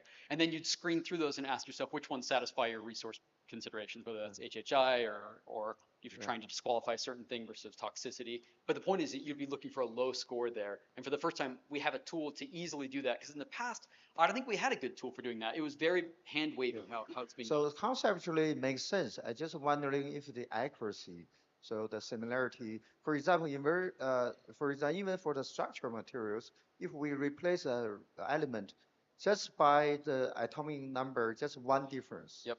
It gives you a huge difference, like a crisp strings. It's a huge difference just by one different atomic number. But it looks very similar. Just by one, it cannot be even closer. Yeah. So that's what my concern, if that's so accurate or capture all this sensitive difference, which really help to design material. I didn't talk a lot about it today because it's already published, but if you take a look at this, the scale that you can use here, if you're using an atomic number scale, you have the exact problem you run into, right? Atomic number 12 and 13 have totally different chemical properties. But 12 and the one right below it, whatever that one is, tend to be much more similar. So there's a different scale that you can use. There's the pedophore scale that came out, I think, in the 80s. And now there's a modified pedophore scale, where now it's a linear ranking. They're numbers, which assign the numbers, but they're ones that go in order of chemical similarity. And that's implemented here. Yeah, so you have a multi-dimensionality, and then that may help you to get a really similarity from different angles. And yeah, I think they could be used, at least worth trying. I hope you'll try it. Everything we do is open. It's on GitHub. This most recent one with the structure component and the local correlation integral is not quite published yet. We expect to have the paper out in a month. Also, so could it'll be the concentration dependent, right? Say again? Concentration, so the amount of replacement or ion element, something like that. You change the number of replacement or just single. I think it's a composition dependent. It takes the entire formula, right? It takes the entire formulation. It says So overall, and the whole Earth mover's distance essentially says, like, if you discretize the formula, right, and you moved it piece by piece, what would be the total work done? Hence the Earth mover's distance algorithm. So that means, do you think that could be used as a surrogate model to use as for active learning or reinforced learning, because they did a very efficient, fast score function or reward function, then to guide the iterative design? So we did something like that. We published it in IMI, right, where I'm incoming editor, where we talked about that, where we used a generative model to slowly change the composition. I'm happy to send you the paper afterwards. I haven't tried it with this new approach with our new distance metric, but it's worth taking a look at. Okay, thank you. Thank you very much. So let's thank Taylor then. Okay, so we are moving to the last talk before the coffee break.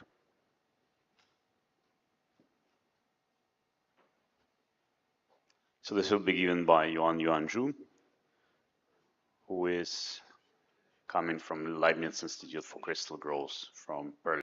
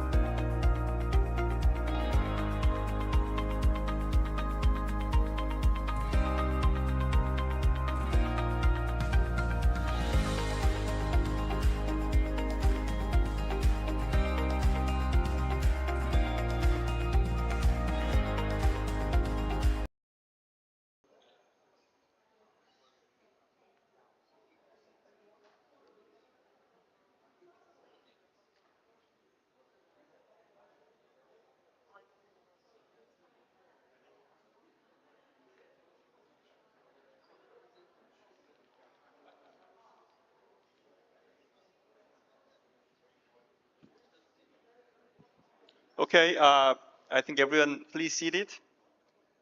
I'm Yu-Sung Jung. I'll be chairing the second part of the morning session. And the theme of the second session is large models for matrix design. And our first speaker is Professor Lei Zhang from Nanjing University of Information Science and Technology. And he'll be talking to us about some large language data for matrix design. For yours. Okay, thanks, Professor Zhang. I'm Professor Ding. I'm Zhang Lei. I talk about language data-driven machine learning design of new materials. So the data-driven methods are mainly related to, in this talk, language model, especially natural language processing combined with density functional theory to here typically optimize surface molecules for halide perovskite material. And if there's time, talk about more for solar cell, sensor material, and optoelectronic material. So after that, I will give you some case studies and talk about the Nanjing Met, our data-driven machine learning software for material science design in our group. It is well known that for material science, there is this data scarcity and data sparsity for material science. So there are some alternative ways to collect the data. So one way is to collect data from the literature. For literature, I mean, there are numerous textual data or the language. Of course, because of thanks to the ChatGPT, so this way, the language data or textual data are receiving much more attention these few years. So I'm very interested in perovskite solar cell materials. For perovskite, receiving attention and efficiency goes very fast. Now around 26%, but there are some issues like the stability and even efficiency should be even higher. There's some popular ways, for example, to introduce molecular modifiers, but the virtual space is very complex. And so it's useful to carry out data-driven and build AI models to design this material. And so for perovskite solar cell, some databases you can extract from literature. For example, you can manually extract that. You can also automatically extract that. For example, using chem data extractor, which is designed mainly by Matthew and Jackie. This is typical named entity recognition for materials or chemistry. And for the past few 2 or 3 years, now we have a large language model, and people can directly employ a large language model to accurately extract useful information from the literature, and I will talk about that later. So previously, we paid much attention to different data sources for data-driven methods. For example, we pay attention to Cambridge crystal database, Cambridge structure database, around millions of accurate crystal structures. We can mine some useful compatible molecules for perovskite, which are verified by DFT. Also, we pay attention to density functional theory plus machine learning to design halide perovskites, and we combine photoelectrochemical experiments and machine learning to further optimize the halide perovskite film via surface molecules. So from our previous experience, and also by many of us, if you want to validate the result using experiments, then it's more helpful to start from experiments, more accurate. But DFT still has its merits. For example, DFT typically provides much better atomic pictures or mechanistic views if the data set starts from density functional theory calculation. Now the major theme of my talk, another data source, using language model, is mainly involving natural language processing. So the methods, I list some typical method here. In 2013, we have word2vec, and 2018 we have BERT. Transformer-based, many BERT related, like robots and many. And now we have ChatGPT, Llama. And for material science, there are also some language model like word2vec. Well, it's not a large one, but it's still very helpful. A small language model, word2vec. And we have METS-BERT, and there are SCI-BERT, SCI-BERT, materials-BERT, poly-BERT, and battery-BERT, optical BERT. So many very relevant material science large language model or small language model. there are several ways. I list some of them here. For example, here first you can typically question answer using like ChatGPT or some other large language model. So you ask questions and ChatGPT will give you the answer. Then you follow their answer to conduct experiments or perform density functional theory calculation and make some feedback. So this cycle, hopefully you can improve your materials. And another one is performance, direct extract performance metrics here, just now, as I showed just now. Here I show example of llama. The student in my group showed the picture. It's not very clear here, but basically this one is randomly selected from a paper in perovskite solar cell, a random paragraph. It's unstructured data, very messy for the unstructured paragraph. So we put the prompt to ask llama. Llama is free. It's not as accurate as ChatGPT, but Llama is free and it's quite popular. So Llama directly outputs from this unstructured data to the structured data. Very clever. Here, materials formula, different formulas from this paragraph, then VOC, GSC, field factor, short circuit current, open circuit voltage, and efficiency. So in this way, hopefully, if you have more and more data, more and more papers, then the table can be expanded, and you can build another machine learning model for prediction purpose. And now group, we often use this one. We build a language model typically from WordVec, and then calculate the cosine similarity and clustering. For example, if the material cosine similarity between the material and a certain application like photovoltaic is high, then it's highly probable that, okay, this material might be used for photovoltaic application. And also if this material cluster well with some existing known like photovoltaic material, then we can say, okay, this material might be possible for this application.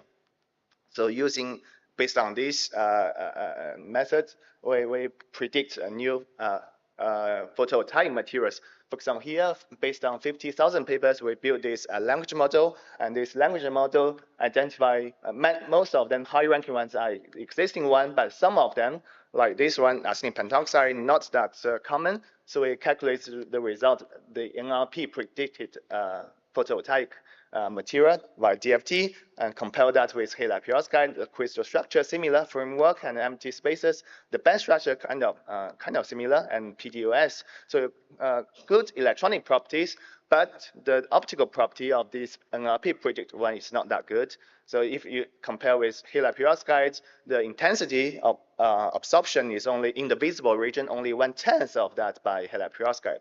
So one reason might be insufficient data, just now only 50,000. So in another one, we prepared 3.2 million. Of course, there are abstracts to avoid the copyright issue. 3.2 million papers construct the language model again, and this time the model seems to be more accurate, even more common photovoltaic material, a high-ranking one, and some uncommon one like the platinum selenide, and we verify the result by DFT and showing good electronic and optical properties comparable to halide perovskite. So we are also using the same method to predict photo-rechargeable battery material. And one interesting at the moment we found is that okay, for language model, it's relatively difficult to obtain some scientific things, to obtain some new things. So we propose that for this language model or using NLP technique, we can design some descriptors. So basically, we build this language model and we calculate the textual similarity, cosine similarity between the molecules that you are interested or the materials you are interested and certain texts, certain words. So calculate them and put that into, and I will elaborate that later, put them into the small data set, and it can give you a better, more accurate model, and this can be verified by experiments. And here is an example. When texture language model is combined with genetic algorithm, so it arrives at this stability of the molecule perovskite system equals F1 plus F2 plus F3 times F4. So F1 to F4 each represents certain like molecular structure feature, and all of them are associated obtained from this language model, So very interesting to describe this stability. Here shows some more details how to derive these textual descriptors from the language model. Here are the solvents that we are interested. We need to prepare the starting data set, and we need to have some hypothesis, like we need to input some interesting words, interesting texts from the papers, like pi-pi stacking, A9-pi, K10-pi, excitone reorganization. This is something related to the science. This is something might be related to the mechanism. So we guess these words and put that into the data set. And somehow, from our experience, for our particular case, we found that for these molecules, if we input this, if we emphasize on this A9-pi, put these words into the model and calculates the cosine similarity between these variables and this particular word, then the model is more accurate, and this gives you better results in terms of the experimental validation. So combining the textual descriptors and this genetic algorithm gives you better experimental validation. So these are experimentally verified. We also collaborate with the device group, for example, perovskite solar cell device. So we use the language model to predict new whole transporting layer material for perovskite, and that's experimentally verified by our collaborators. We also using language model to predict new additives, and our collaborator fabricate that. With the NLP predict one, the PCE is kind of very high, at 25.46%, compared with the control device, which is 23.99. This means, okay, this language model can really predict something there that can be experimentally verified. At the moment, we are also quite involved in combining language model and crystal structure prediction, because one drawback of our current workflow of the language model is that language model can somehow identify the chemical formula, but it does not do well in terms of the crystal structure prediction. So basically, we combine language model and some crystal structure prediction software like Calypso, Magus. So we identify, using language model, identify the material, and using the software to generate crystal structures to see whether this certain crystal structure deliver better efficiency or not, because one formula might be corresponding to multiple crystal structures. That sometimes causes confusion. Here's another example. We quite often employ MATBUT, a large language model for material science. Very useful. This model we found very helpful. Basically, we're using this language model. We want to predict new photovoltaic material. We calculate the cosine similarity, and check whether the material is clustered well with some existing one, and we also combine with crystal structure prediction software to obtain more crystal structures, and which results in higher efficiency. Because I'm from China, so we play with most of the language model are based on English. So we play with the Chinese papers.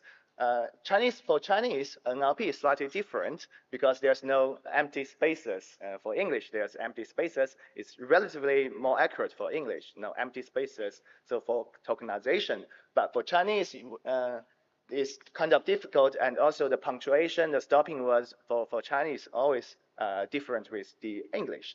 So, but luckily, there are still some good tokenization tools to help you clean this data and tokenize them. And eventually, we arrive at this Chinese language model.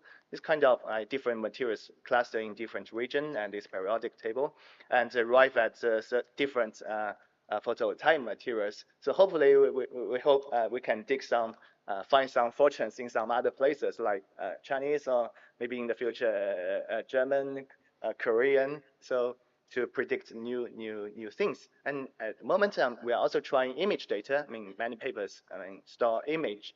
There are figures. So, but it's slightly different with the natural language processing. Apart from photovoltaic material, we are also using the papers in the language model to predict, for example, gas sensor here, which are experimentally verified. This is done by my colleague, Professor Xiao Xiaofeng. And because of I will still spend maybe 1 or 2 minutes discussing our NGMAT software. So this is a data-driven software for material science engineering. So here is the main menu.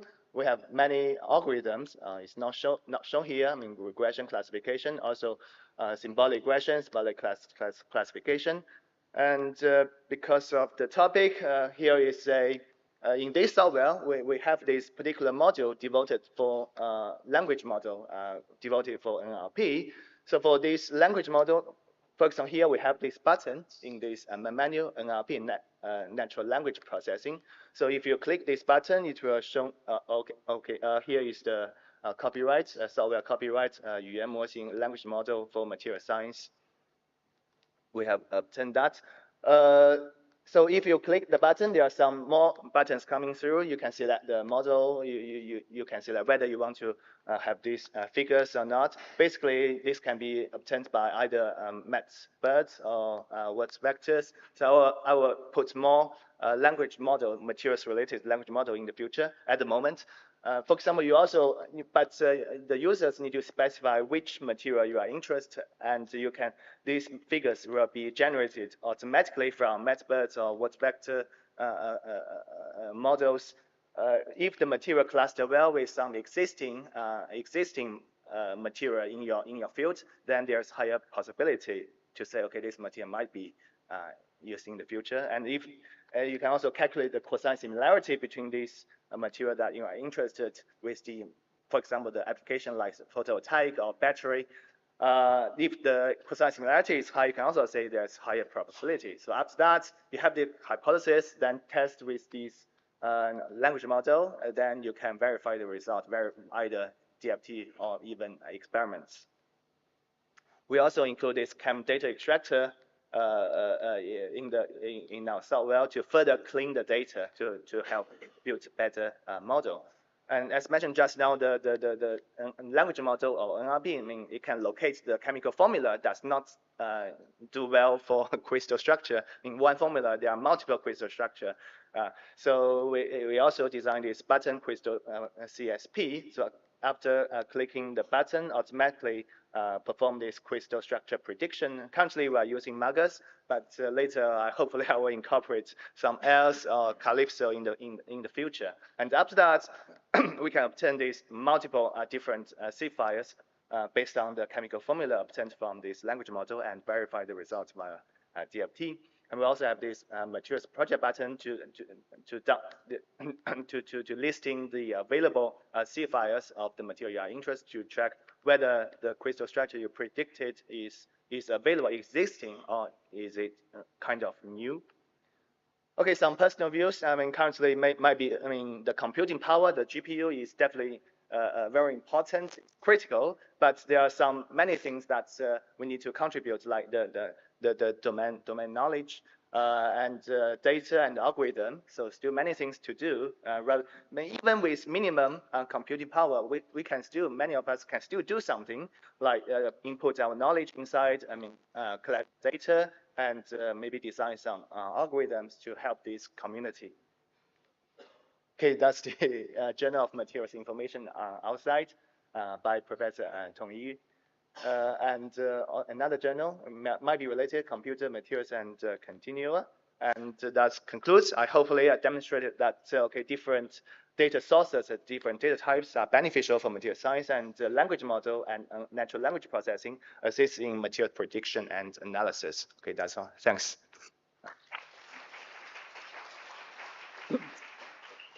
Thank you, Lai, for the wonderful timing and wonderful talk. Questions? Language models, I mean, even those that are sort of, like MathBERT, I mean, are fairly generic. I mean, don't you have to take the models themselves and then fine-tune, do a fine-tuning with your own particular kind of data set for your own problem to get a reliable embedding vector out that you would use for prediction? Yes, fine-tuning is very important. As some of us discussed yesterday, fine-tuning is definitely very, very important. But basically, for us, well, because of the computing power, lack of GPU, I should admit, we are trying to build these, employ these different available like polybud. I will try in the future. I mean, there are many other BERT or GPT-based materials, and we will try that in the future. The other question I have is, it seems that what you're doing is you're using a bunch of descriptors. That's right. I mean, when you input these the language model with their self-attention mechanism are quite sensitive to the sequence of the ordering of these descriptors. So doesn't that matter? I haven't tested the sequence. The sequence is one thing we haven't really tested, but this cosine similarity, these textual descriptors can be obtained either Word-Vec or MATBERT. They can be all done by these different language models. For the sequencing, haven't, but I will try that later. And the sequence, not only sequence also very important for the synthesis. So I'm thinking of that. Hopefully, do that in the future. Maria first. No, he first.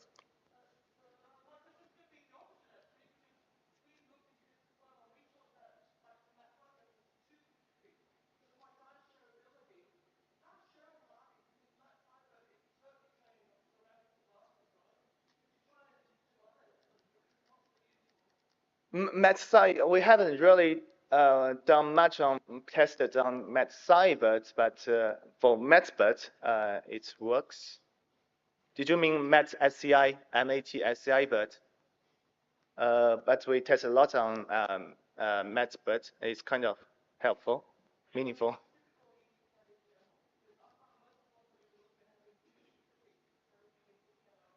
Yeah. Yeah, I mean, it's still in the early stages, so there's many things we need to contribute to this. And for a quick question.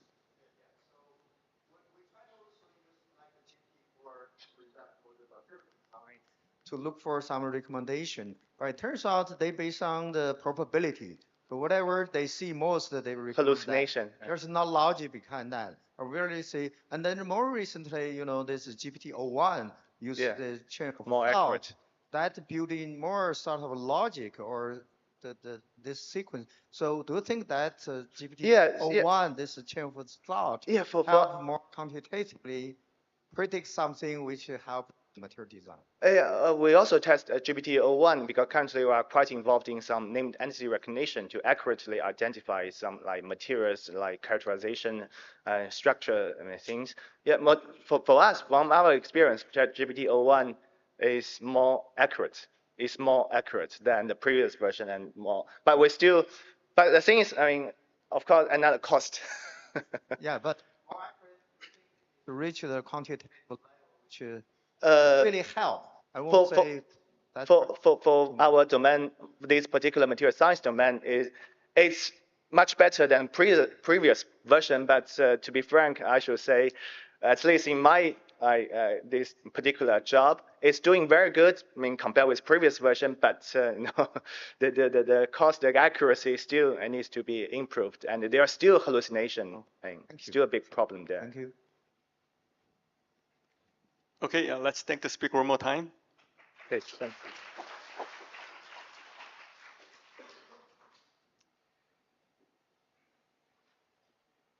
Our next speaker is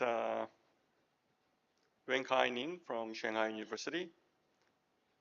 And he'll be talking to us about some data extraction from publications.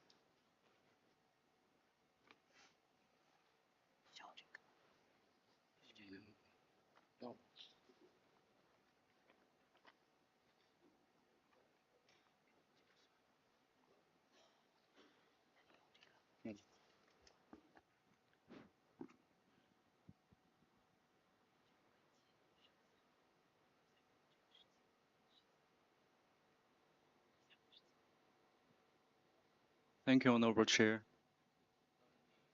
Good morning, everyone. Today I will be discussing literature mining through large language models. The motivation What motivated us to do this work is that we found in the material science field, there are lots of computational databases, but there is a lack of high quality experimental databases. Data like this usually appears in scientific literature, but it takes a lot of work to mine this data manually. So we want to automate the extraction of large amounts of experimental data through the help of computers. First, let's quickly go through the background. Information extraction in NLP. NLP stands for natural language processing. The purpose of it is to let computers understand human language for further uses. Here are the two main ways of extraction, mainly based on NER, the named entity recognition, and deep learning. The traditional extraction mainly focuses on NER and RC. Named entity recognition is to label the words in a sentence, and then relation classification helps to find the right match of the labeled words. So here, transformer is a deep learning architecture. Its attention mechanism helps learn better the semantic relationship. Large language models are transformer-based language models. With LLMs, you don't need to go through the NER and RC pipeline, but just work simultaneously.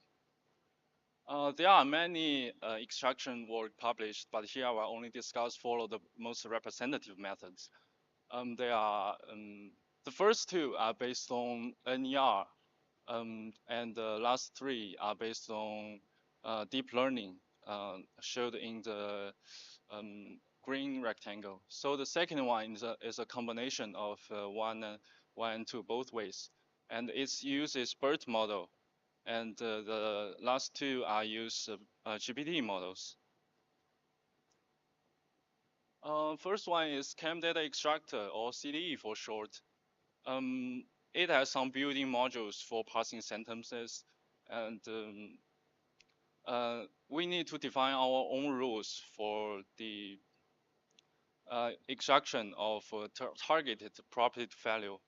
It's worth noting that the forward-looking dependency resolution deals with the variations in naming. For example, the sentences down here, they use pronouns, and this kind of situation is being considered. Second one is BERT PSIE. It consists of three main parts, three different models to the three main parts of the workflow. The first one is to classify, filter out the sentences that contains data from papers, and then do NER, label the words, and finally find the right match and output the structured data. So here's a typical way of NER plus RC pipeline combined with BERT. Here comes the prompt engineering method named chat extract. Prompt engineering is a process of modifying the instructions given to LLMs. This work designed a set of prompts to extract data from out of papers. The key to this approach is that it tells model that it may have made mistakes, so the model will reconsider the data it extracted. The last one is LAN chain, and RAG stands for Retrieval Augmented Generation. It is a technique that helps reduce hallucination in large language models.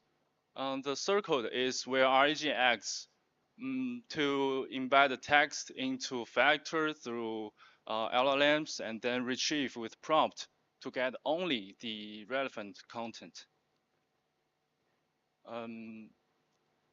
For evaluation, we formed a data set. It is through Elsevier, through using keyword search, and we've downloaded 579 papers in both PDF and XML format with its API. PDF is more common, but after parsing, there is no guarantee that it will be the same as the original.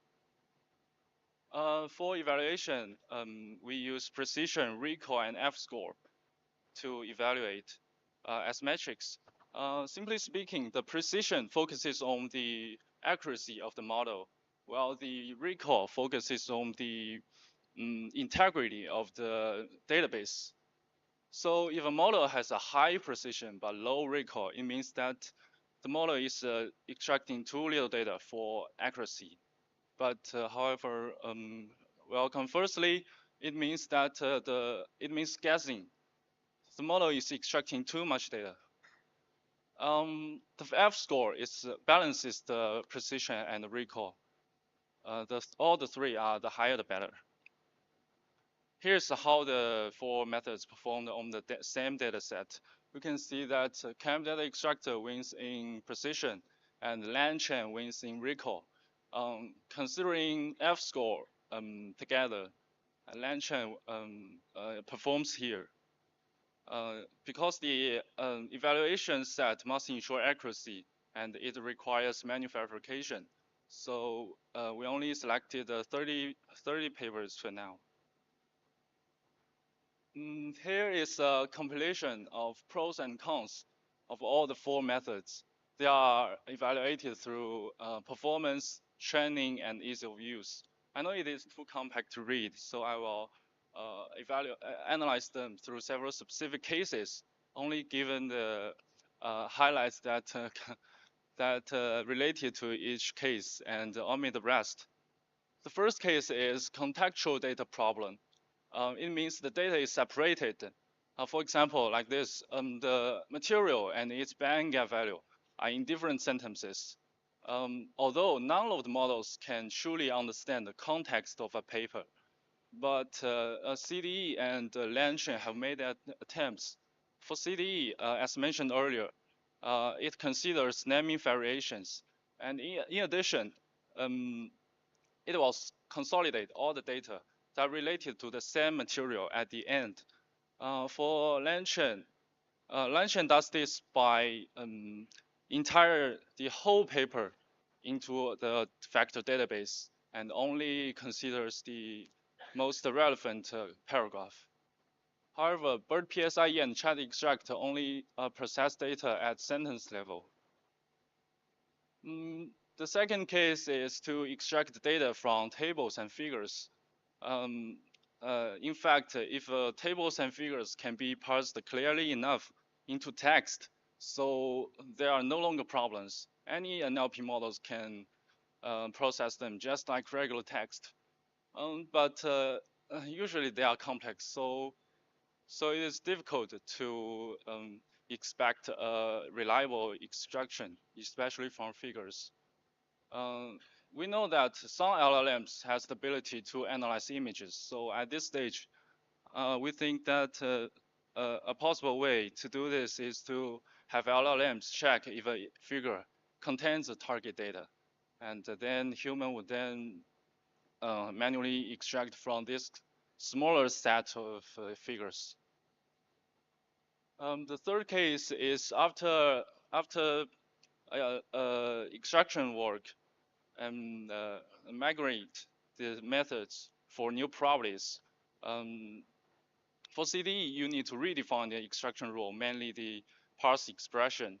To extract as complete as possible, the parse expression needs to cover all the possibilities, which needs some domain knowledge and modifications through testing. CDE doesn't need rule definition, but it trains new models for new properties.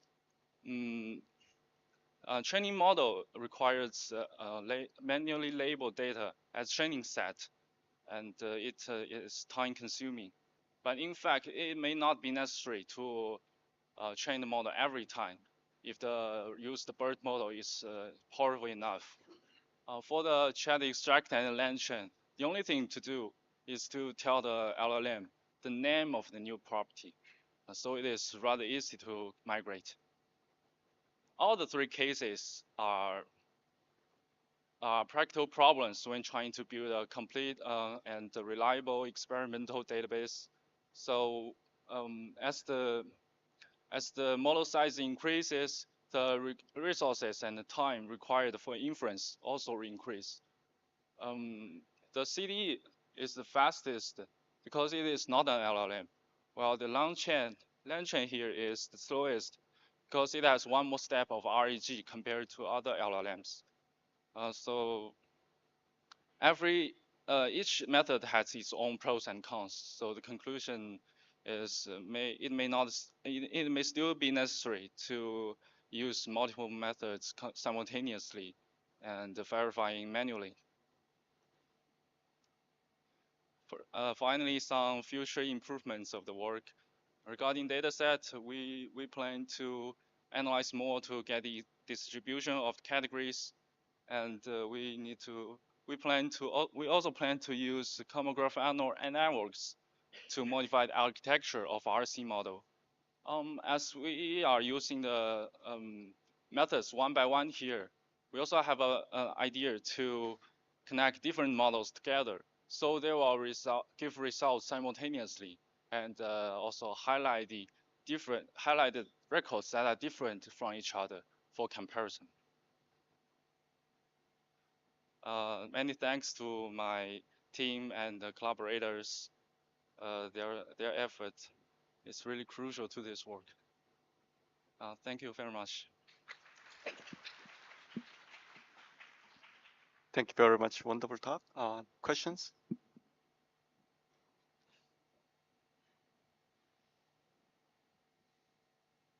Thanks for your talk. I thought because you mentioned a lot on CE and yeah, that's the software designed by my PhD group and Jackie. So actually, when ChatGPT and Llama came out, I saw the group from Cambridge. They're kind of pessimistic about it. It's very good to see your slides there. Okay, you have some directions for them. Maybe I will message them later.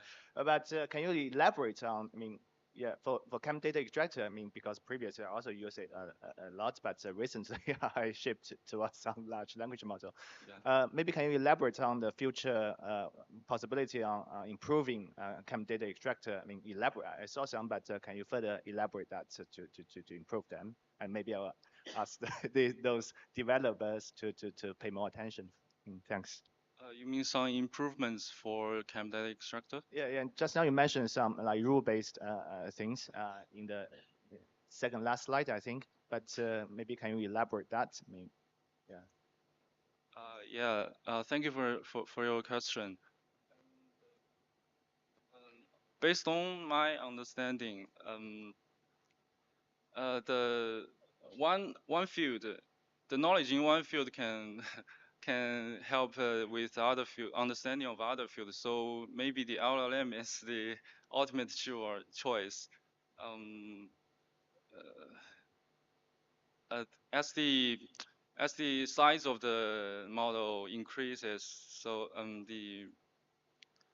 they can understand more, like what Hinton said. They just work as human mind. So I think LLM will be the future combined with whatever REG, like this kind of thing. I'm not okay. Shifting from Chem data extractor to better LLM. Yeah, I think that's future. Okay, just based on my understanding. Sorry. Other questions? Yes. One.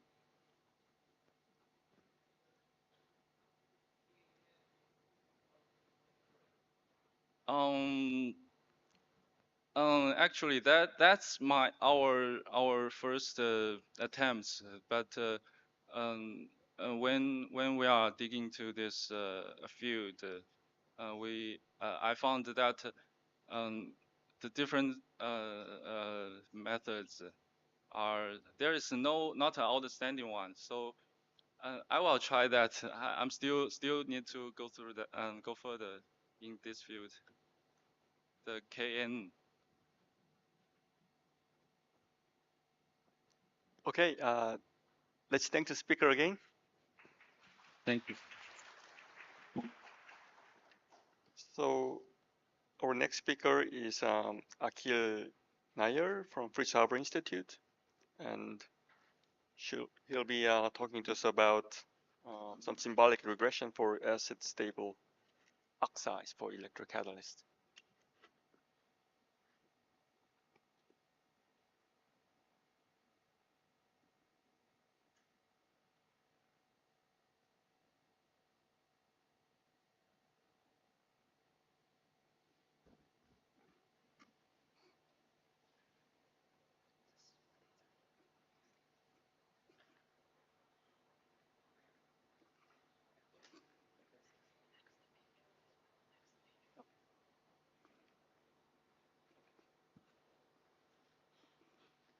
Thanks for the introduction, and it's very nice to be here.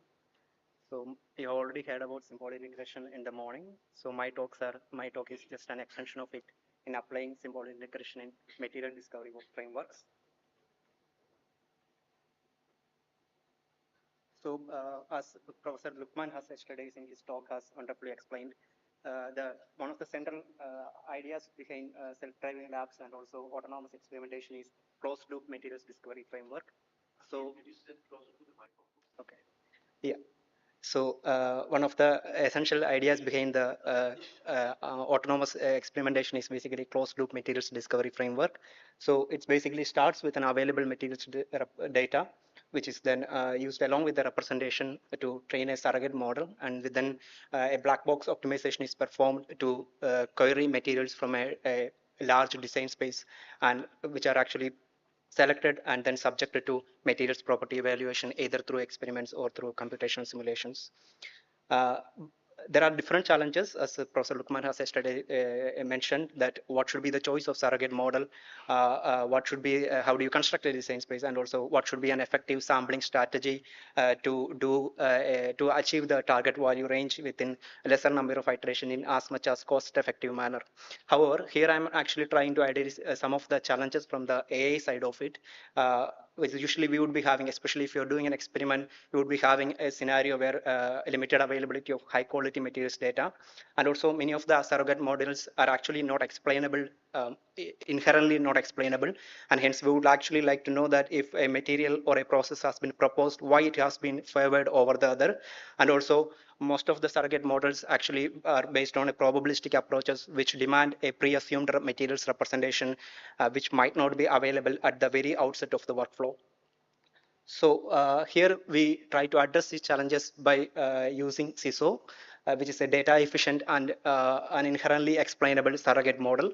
So I have already heard about the details of CISO, so I will just skip this one. But essentially, we start with a selection of primary features and mathematical operators, which are iteratively applied together to construct a feature space, which is often of the orders of millions or billions. Then a feature selection is performed with Schur independent screening, followed by an L0 minimization to introduce sparsity, leading to a low-dimensional model, which is basically which can be helpful for identification of nonlinear relationship between the target property and also the fundamental physicochemical features of the material. And also, since CISO involves an inherent feature selection, it is very suitable for low data regimes. As you might have already heard from the Lucas talk, we could actually, we have cases where we started with only 6 or 12 data points. So it's really efficient in handling low data regimes. However, to apply such a model in a closed-loop materials discovery framework, it's necessary that you need to have methods to calculate the for uncertainty quantification.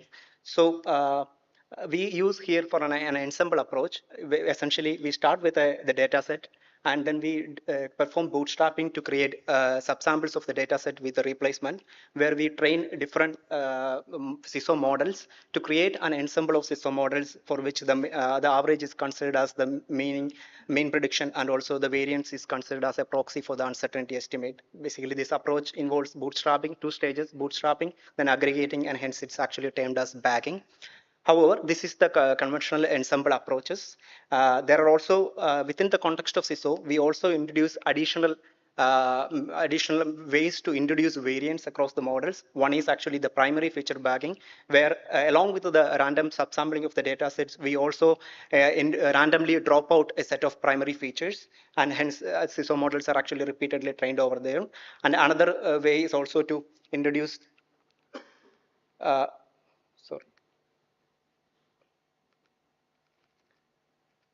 to vary the model complexity. So the bagging with model complexity, where we, within the context of CISO, this involves changing the number of iterations that you perform across the symbolic tree, and also what is the dimensionality of the models actually.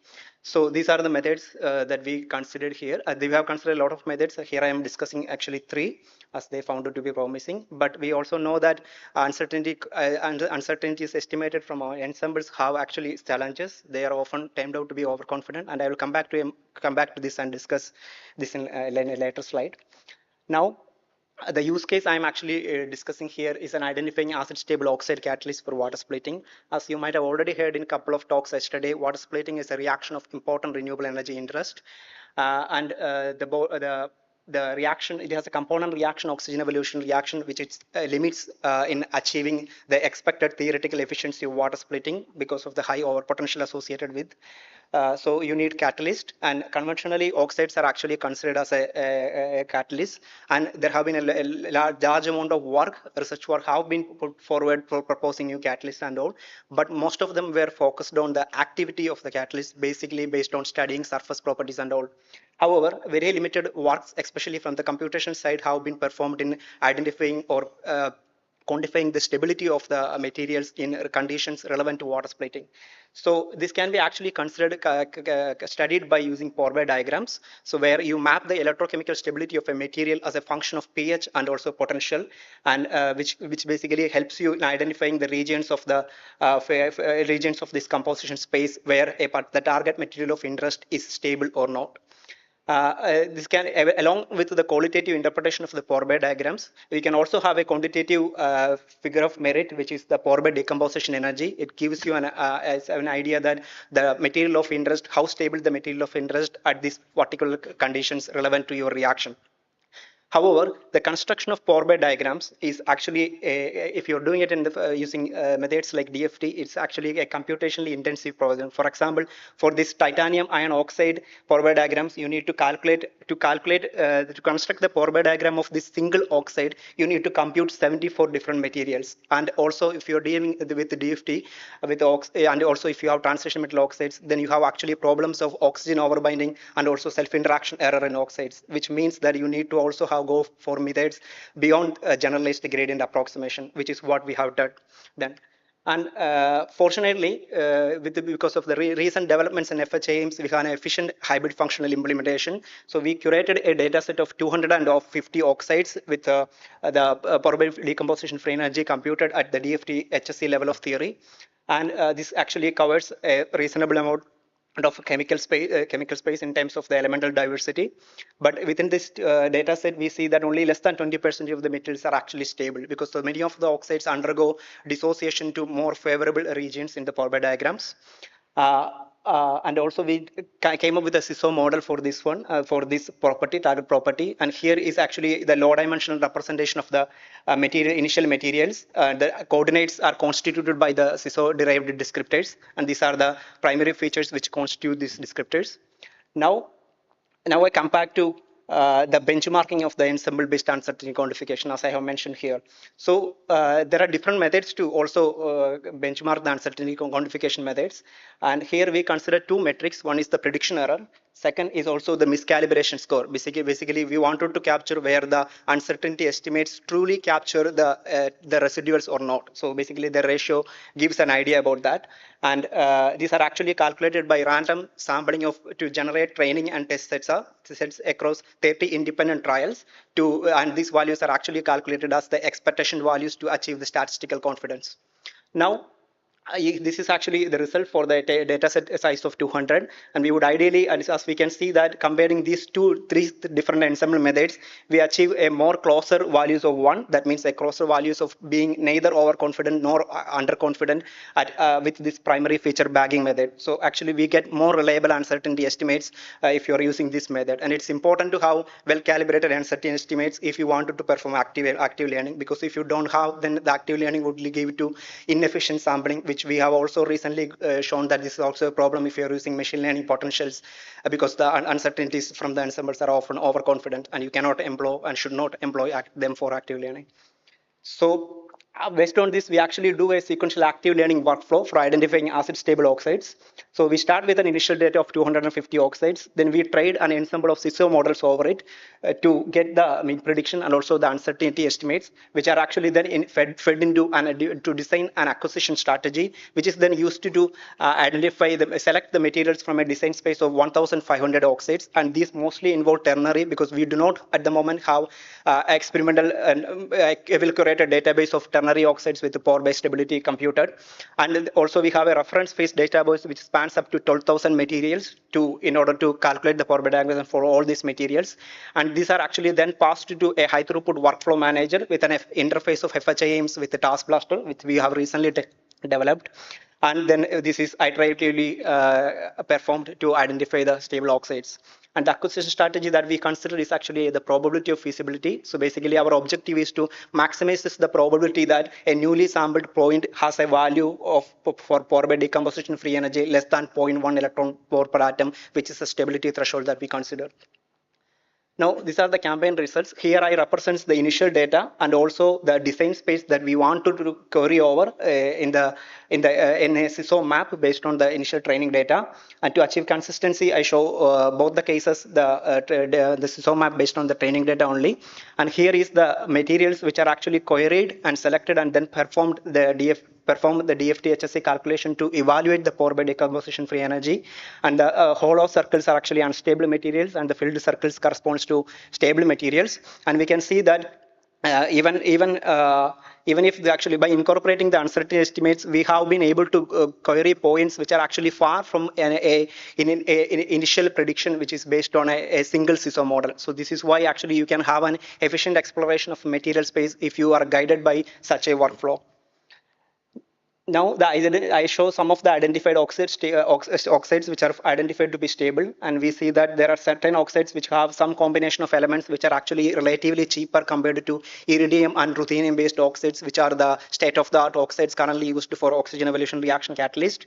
And a representative example for iron molybdenum oxide is actually shown, and we can see that this is actually stable at the conditions relevant to oxygen evolution reaction. So in conclusion, we have proposed an ensemble approach to get the uncertainty estimates of CISO-based symbolic regression models and hence adapting them to iterative material discovery workflows. And also the CISO guided workflow leads to an efficient exploration of stable oxide for water splitting reaction. As an outlook, we are actually currently expanding the benchmarking as well as calibration methods for the uncertainty quantification of CISO models. And we are also adapting this workflow for the multi-fidelity optimization problems actually. So finally, I would like to acknowledge Nomad Center of Excellence for funding and also my colleagues at the Nomad Lab at FHI. Thank you, and I would be happy to take any questions. Thank you for the nice talk. Thank you. Questions? It would be. I'm just wondering, how big is the space in your loop?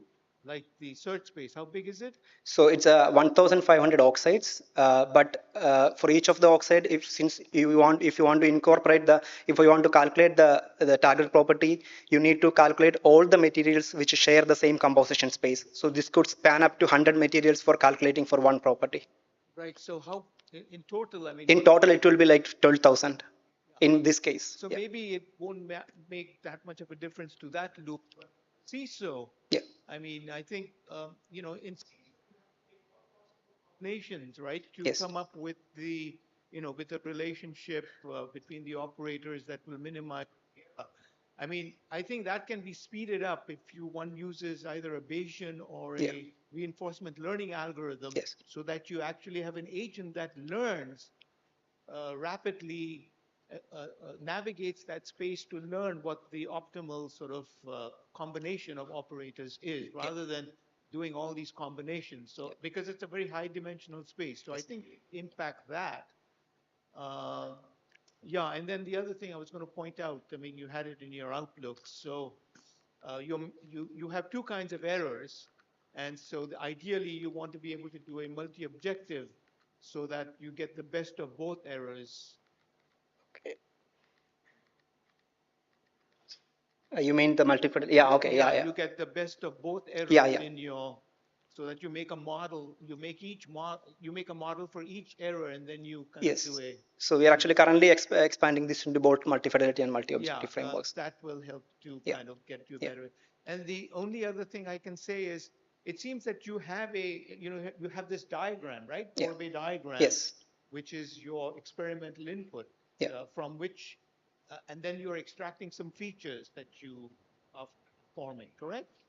Yeah, the diagram is actually a low-dimensional representation of the materials actually. So the coordinates of the diagram are actually the CISO-derived descriptors. So you can actually identify what could be the promising regions where should you look for to identify new potentially promising materials. But you don't use that diagram. No, actually. It comes as a result of the CISO models, actually. Okay, any other questions? I have one quick question. So those 20,000 compounds that you consider in the design space, are they all synthesized, reported compounds, or is it hypothetical? No, there are both actually. There are synthesizable and synthesized, and also there are hypothetical compounds actually. Because we want to also look for the materials which might not be which might not be synthesized, but still could be potentially promising candidates for the catalyst actually. Because but they are actually selected with a criteria of energy of convex hull below a certain threshold, so they are likely having chance of being this one. Yeah. Okay. Yeah. Let's thank the speaker one more time. Yeah, thank you.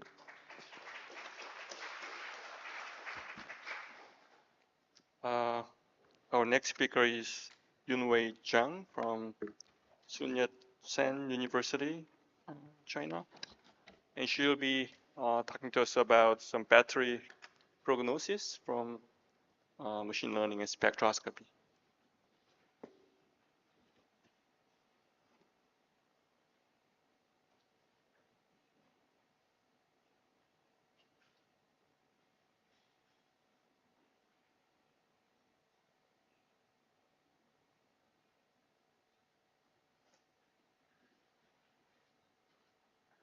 Hello, everyone. It's great to be here to share our recent research on how to use machine learning to do battery health prognosis from impedance spectroscopy. So battery, like human being, undergo degradation over time, and battery degradation is one of the stumbling blocks in rolling out of electron vehicles. Without an accurate prediction of battery health, an electron vehicle cannot really scale. And so an accurate prediction of battery health is very important. It can inform the battery users whether you should replace your battery to avoid any dangerous operations. It can also help us to decide whether your battery should be recycled as a scrapped metal or should be used for less demanding second life applications. However, the accurate prediction of battery health is very challenging because the aging mechanism is very complex. Definitely, there do exist several empirical equations to model each aging mechanism, such as the surface cracking, active materials dissolution, lithium plating, and also and even the very complex dynamic process of the formation of the SEI layer during cycling. SEI is the solid electrolyte interface, shown as the yellow parts. It will keep increasing during cycling. This layer is insulating, so eventually the battery will reach their end of life. So people have thought of sorry. I want to emphasize that the accurate prediction of battery health is very challenging. It's not only because the aging mechanism is very complex, it's also because the traditional way to predict the battery health is to model each single aging mechanism dependently, that is very challenging because usually the aging mechanism, they will react to each other. So people have thought of asking help from data-driven method. For example, in this case, the people have developed machine learning model based on the capacity data, and in this plot, they trained the model based on the previous 75 cycles, and use the model to predict the following capacity fade.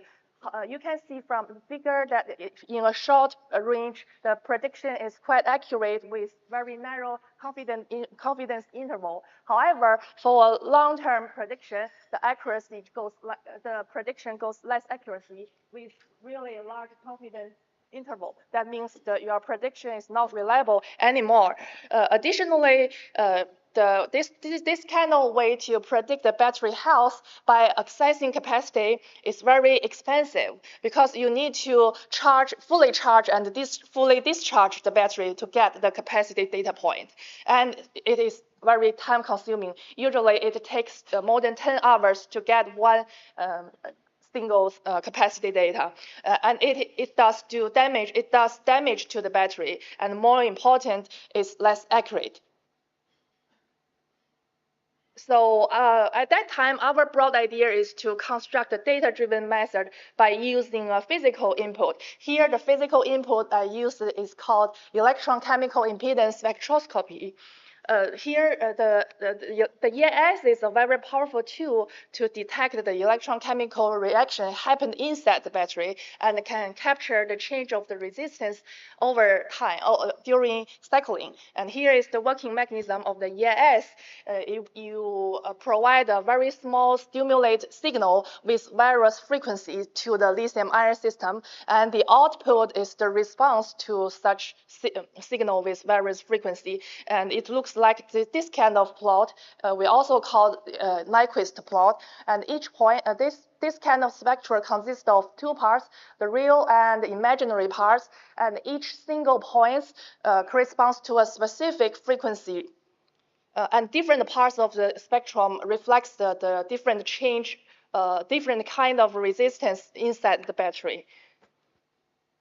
And different from the capacity, which characterize the feature of battery degradation on a macroscopic level. The EIS can do characterization on mesoscopic.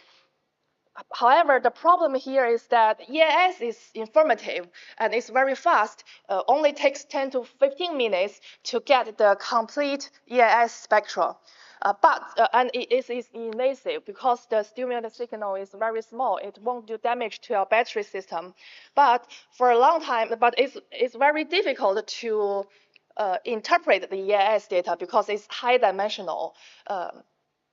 There could be many important features that can characterize the battery degradation. However, it is very challenging to capture the change of the EIS data by our naked eye. So for a long time, such powerful technique has been underused. The traditional way to read EIS is to feed such complicated spectrum into a very simple equivalent circuit model, which is a parametric model. By doing so, there comes from several drawbacks. For example, it is non-unique. You need to change your equivalent circuit model in different battery systems, and it's less flexible and questionable to capture the aging process. So our idea, we wanted to develop a non-parametric model. The model we use here is very simple. The first time we tried is called Gaussian process model. And by doing so, we have such advantage that this kind of non-parametric method should be more adaptable, and because we don't do any head picking to the raw data, we feed the entire raw data to the Gaussian process model. So this kind of method should be unbiased, and it can also provide us the uncertainty prediction. The last but not least, it can help. We hope the model can help us to understand the degradation mechanism. By collaborating with an experimental group in Newcastle, we cycled 20 commercial coin cells and collected under 3 different temperatures. In the end, eventually we constructed the largest data set of this kind, including 20,000 EIS spectral data. On the left are the details of our models. The input is the raw spectrum. It is high dimensional, including 120. The output is capacity or the lifetime. We choose a special kernel for Gaussian processes called automatic relevance determination, ARD kernel, which helps us to interpret the data set by assigning the weight to each dimension. Here we show our results. The model can, on the left side, the model can accurately estimate the current capacity and also predict the future states. So, it is the lifetime.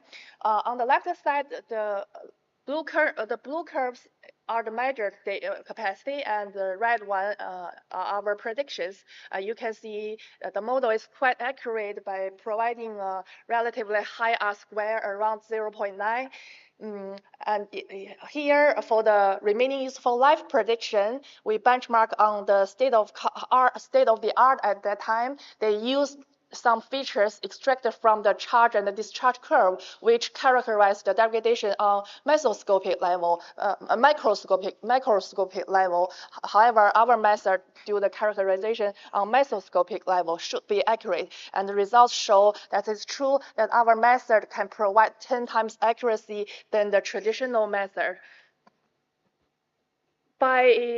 These results show that using physics to construct the input for the machine learning model is not only more accurate, but can also help us to extract the new physical insights by selecting the relevant features from the spectrum that haven't seen before. For example, in this corn cell case, in this study, the machine learning model shows that the spectrum in the relatively lower frequency, highlighted in green and blue, correlates the most to the battery degradation. And this tells us that it's the change of the charge transfer resistance that dominates the battery degradation. And the change of the charge transfer resistance, it reflects some complex electrochemical reaction happen at the surface of anode materials. This method has a great commercial application in the online battery management system on electron vehicles. And recently, we extend this methodology by combining fancier deep learning models with with EIS data. The things we do here is that the new model we used here is the convolutional neural network by long short-term memory model. This kind of model outperforms GP models by leveraging the advantage of both CNN and LSTM, and considering the battery degradation as a time serial problem. Similarly, this new model can achieve the similar thing that to do the current state of health estimation, and can do the future state prediction, the remaining useful life prediction. And surprisingly, the model has some new ability that it can predict the capacity fade trajectory over its lifetime, only at a very early stage, by only take use of 10% of historic EIS data. So if you remember that the model trained on capacity data, they nearly use 50% of the historic data, and even so, the accuracy is less accurate. The prediction is less accurate.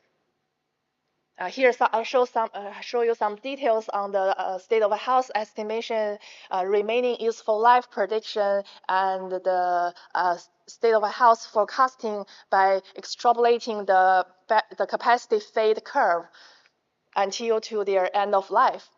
And here are the different batteries cycled under different temperatures, such as 25 degrees and 35 degrees. And why I want you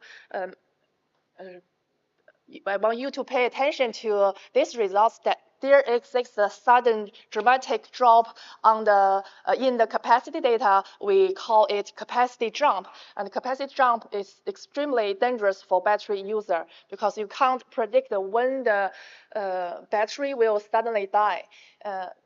However, the new model can predict such jump. That's quite impressive. Very recently, we extended this methodology by combining machine learning with EIS to several new complex battery systems, such as NMC 111 and NMC 811. NMC is nickel, manganese, and cobalt, and 111, 811 means they are two different cathode materials. we cycled the Sony commercial NMC 101 cylindrical cell and also the homemade NMC 811 pouch cell. They have different scale, different chemical materials, different size, different original capacity. And you can see for the cylindrical cell, the consistency of the battery is not good, which means it will provide challenge. It is for our model, it is more challenging to make the prediction. And even so, our model can still accurately predict the capacity and forecast the remaining useful life. For the pouch cell, NMC 811 pouch cell, it can do the similar things. I'm going to summary our work that we built the largest EIS database. It is open, everyone can download it for lithium-ion battery and develop an accurate method by combining machine learning and EIS data for battery health and lifetime prediction. We reviewed the degradation mechanism at mesoscopic level, a new level, that is the change in the interfacial properties that underpin degradation for coin cells. Our method, we demonstrate that our method is general and has potential application in smart battery management system. I'm going to close my talk by thanking my collaborator in Cambridge and Newcastle University and also several collaborators in China. I'm happy to take the questions from now on. Thank you. Thank you for the very nice talk. Questions from the audience? I can ask one question. So because different battery systems, you'll have different degradation mechanisms, right? Yes. So you'll have to collect the data for each battery system every time you need to make a prediction. You want to predict a new battery system. So for NMC 111811, how many data points do you need? For NMC 11, we collect around 10 batteries, the EIS data from more than 10 batteries. And for the 811, we collect around 20 batteries. So in general, 10 to 20 data points will be okay to? To be trained on. Okay. Any other questions? If not, then let's thank the speaker one more time.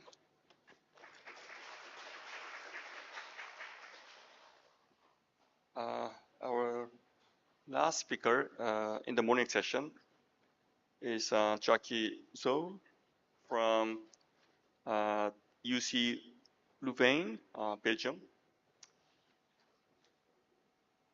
And she'll be telling us about spin hole conductivity in 2D materials based on high throughput computations.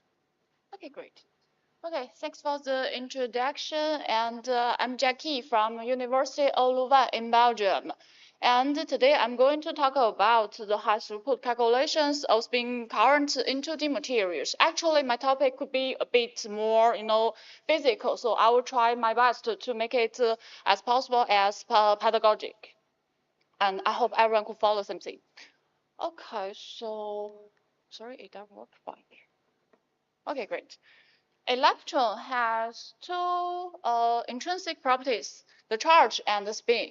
The movement of the charge has been widely used in the transistor like this, and we are using the electronic devices every day. And the spin angular momentum is also widely used. So here I give you an example, which is HDD. Used as a memory device. The basic element of HDD is the spin valve. So this is the structure of spin valve. It has three layers. The top layer and the bottom layer are ferromagnetic layers, and the relative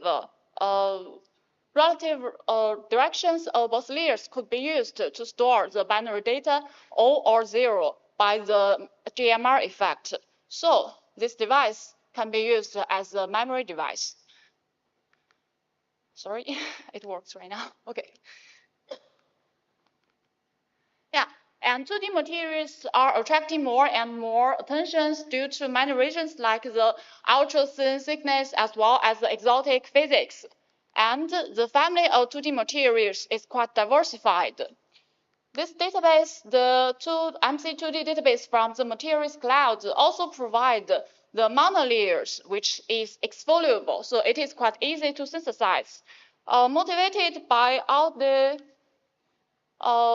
studies above, so in this work, I'm going to perform the high throughput calculations for the 2D materials, which is applied in the spintronic devices.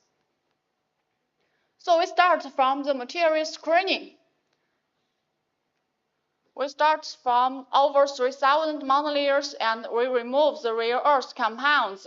Since we are going to include the spin-opt coupling in our calculations, which is quite expensive in the computational cost, so we limit there are only 6 atoms per unit cell, and we remove some duplicated structures. Okay, so finally we got 426 materials and we add them into our space group. And then we performed the automated linearization, and more details will be given in Junfeng's talk in this afternoon. For sure, we need to evaluate if we get a good linear functions by comparing the DFT eigenvalues and the linear eigenvalues. If the comparison can give us a good result, so it will be used for the following spin Hall conductivity calculation. If not, we are going to go back until we get the satisfactory result. And here I show you the statistical result of the comparison between the DFT and the linear eigenvalues. We see that in very most cases, the difference between is quite small, around 0. So we would like to conclude that our database can give us a quite high quality for the linear Hamiltonian. And I'm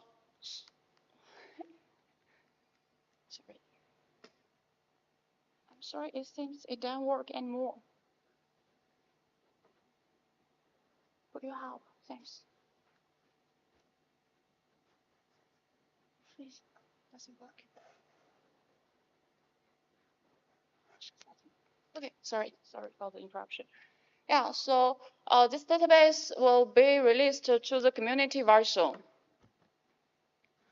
Okay, then we will move to the topic of spintronic and our star effect. It is the spin Hall effect. I will explain what is the spin Hall effect. Imagine you have a material with strong spin-opt coupling and you apply the charge current along the y direction. You will see that along the transverse direction, which is x, the electrons with opposite spin direction will move towards opposite direction. So along this direction, the net movement of the charge is net 0. However, the net movement of spin angular momentum is not 0. That is what is called the spin current. And we see that the direction of the charge current, spin current, and the spin orientations are mutually orthogonal to each other. Actually, the spin current is quite important because we were mentioning that the magnetization could be used to store the binary data, and the spin current, which can give us the spin angular momentum as well as spin torque, could be used to switch the magnetization by applying the torque. So in this case, we can manipulate the magnetization as well as write data to the devices. Okay, let's go back to the calculation. The spin Hall conductivity could be calculated by the integral of the spin barrier curvature, which is given by the Kubo formula. And here the key operator, it is the spin current operator, composed of the velocity and the spin operators. Okay, and in the following, I'm going to show you that the high throughput study of the spin Hall conductivity of this work. We start from the materials with high spin Hall conductivity values. So for all the metals which are over 200, we calculate the spin Hall conductivity for all of them, and here it is statistic results. We see that very limited materials can give us the spin Hall conductivity above 2, so here it is in sets. And further, we verify these 15 materials by the phono, and we find only 4 of them are stable, as listed in this table. So we just take one top material to do the interpretation. we see that the tantalum selenide can present very heavy spin-up coupling, so which is the reason to explain the high spin-Hall conductivity. Okay, previously we were talking about the conventional spin-Hall effect, where the charge current, the spin current, and the spin orientations are mutually orthogonal to each other. However, there is also some other possibilities, which is called the unconventional spin-Hall effect. So here you can see that in the unconventional spin-Hall effect, the spin orientation could be collinear with the current. So here the spin orientation is along the x direction, which is given by the superscript, and here it is along the y. But there is no guarantee if we can always get the unconventional spin-Hall effect. That is why it is called unconventional, because it is governed by the Newman principle, which states that the symmetry of the spin-Hall effect must be invariant under any symmetry of this crystal. It means that if you have a crystal with very high symmetry, you will impose a lot of symmetry restrictions on the spin-Hall effect, making it less possible to happen. And actually, the spin-Hall effect could be a bit tricky because the spin is a pursuit vector. So for the pursuit vector, if you have a mirror symmetry, the vector should remain the same, not reflection. So here, we like to conclude that the preserved mirror symmetry will disable the spin current, because we were always talking about that the spin orientation should be upper or down to be opposite. However, the mirror symmetry will force the spin orientation to be the same direction, which will disable the spin current. So it means we need to find the low symmetry structure to break the constraint given by the mirror symmetry. Actually, we indeed find something in the high throughput work. So here I show you an example of this material. For this material, it only has the MY symmetry, and it breaks the symmetry of the X mirror. So by the analysis, we can predict that, okay, it should be something like this. Only sigma Y is disabled. And this analysis is verified by the calculation. We calculate the sigma X, sigma Y, and sigma Z. We see that for the sigma Y, it is strictly 0 along all the functions.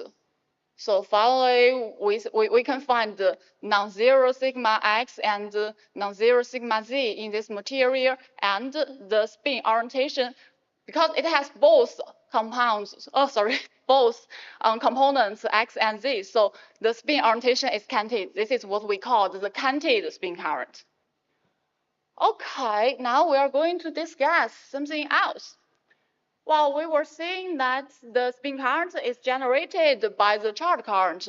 So probably we'd like to know what is the efficiency to generate the spin current. Okay, I apply a charge current and I want to know how much spin current I can generate.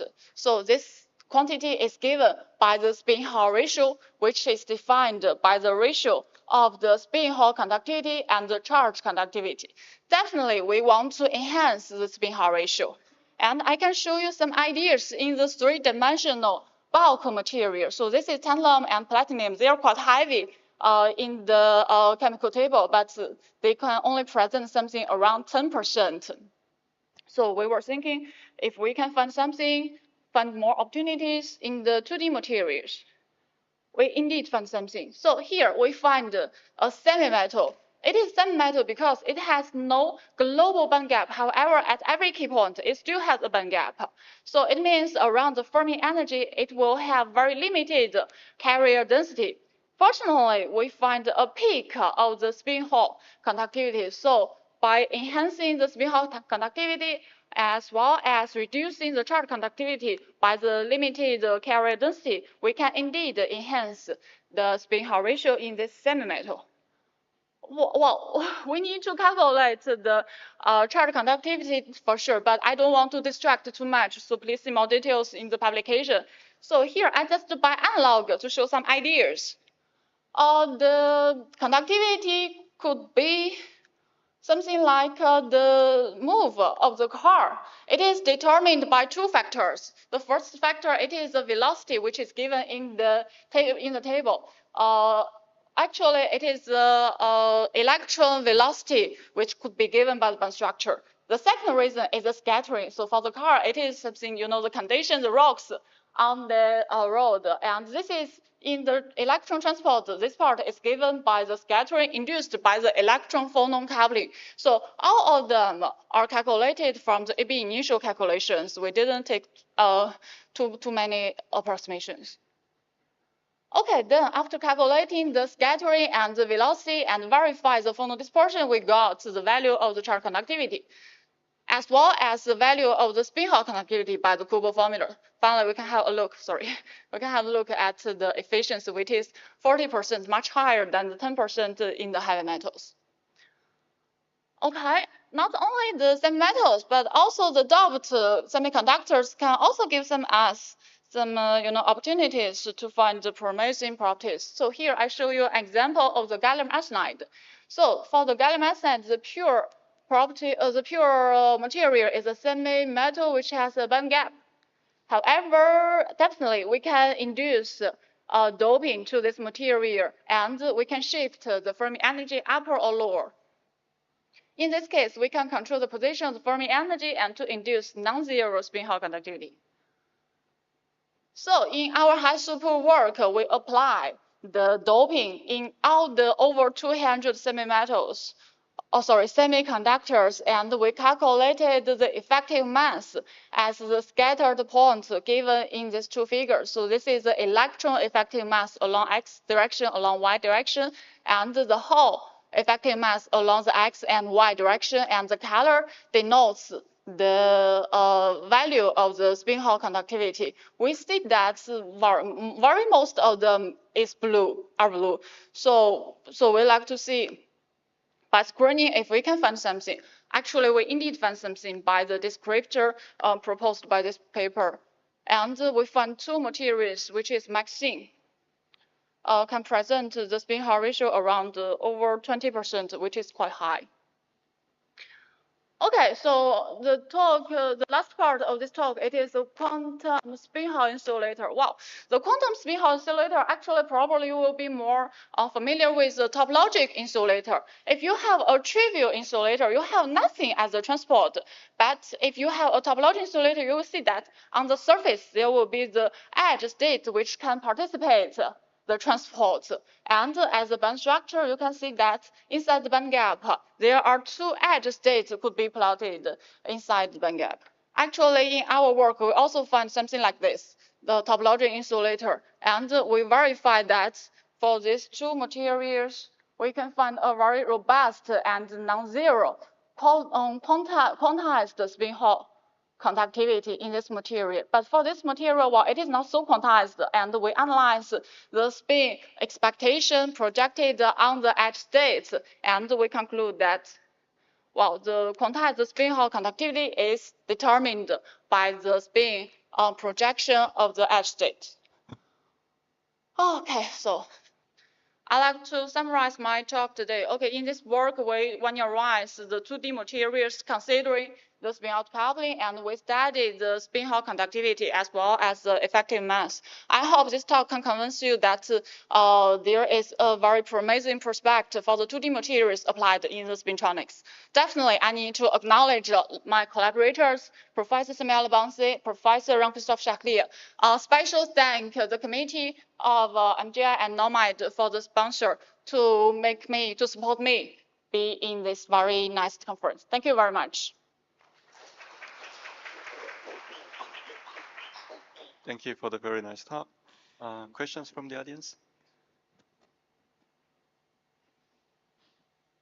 Hi, I'm Jiran Wang from Dalian Institute for Chemical Physics. My question is, do you do Hamiltonian symmetries? I mean, in some conductivity calculation, if you don't do the linear Hamiltonian symmetrization, you will get some non-zero value in the forbidden tensor. This is a very good question. Actually, for most cases, we didn't. But for the top materials I presented in this slide, like we need to consider if it is not allowed or if it is allowed by the symmetry, we indeed carefully, precisely considered the symmetry of the many functions. Yeah. Thanks. Thanks for the question.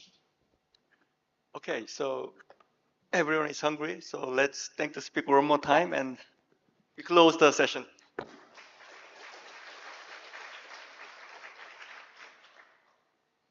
Do you have any announcement? E? No, okay.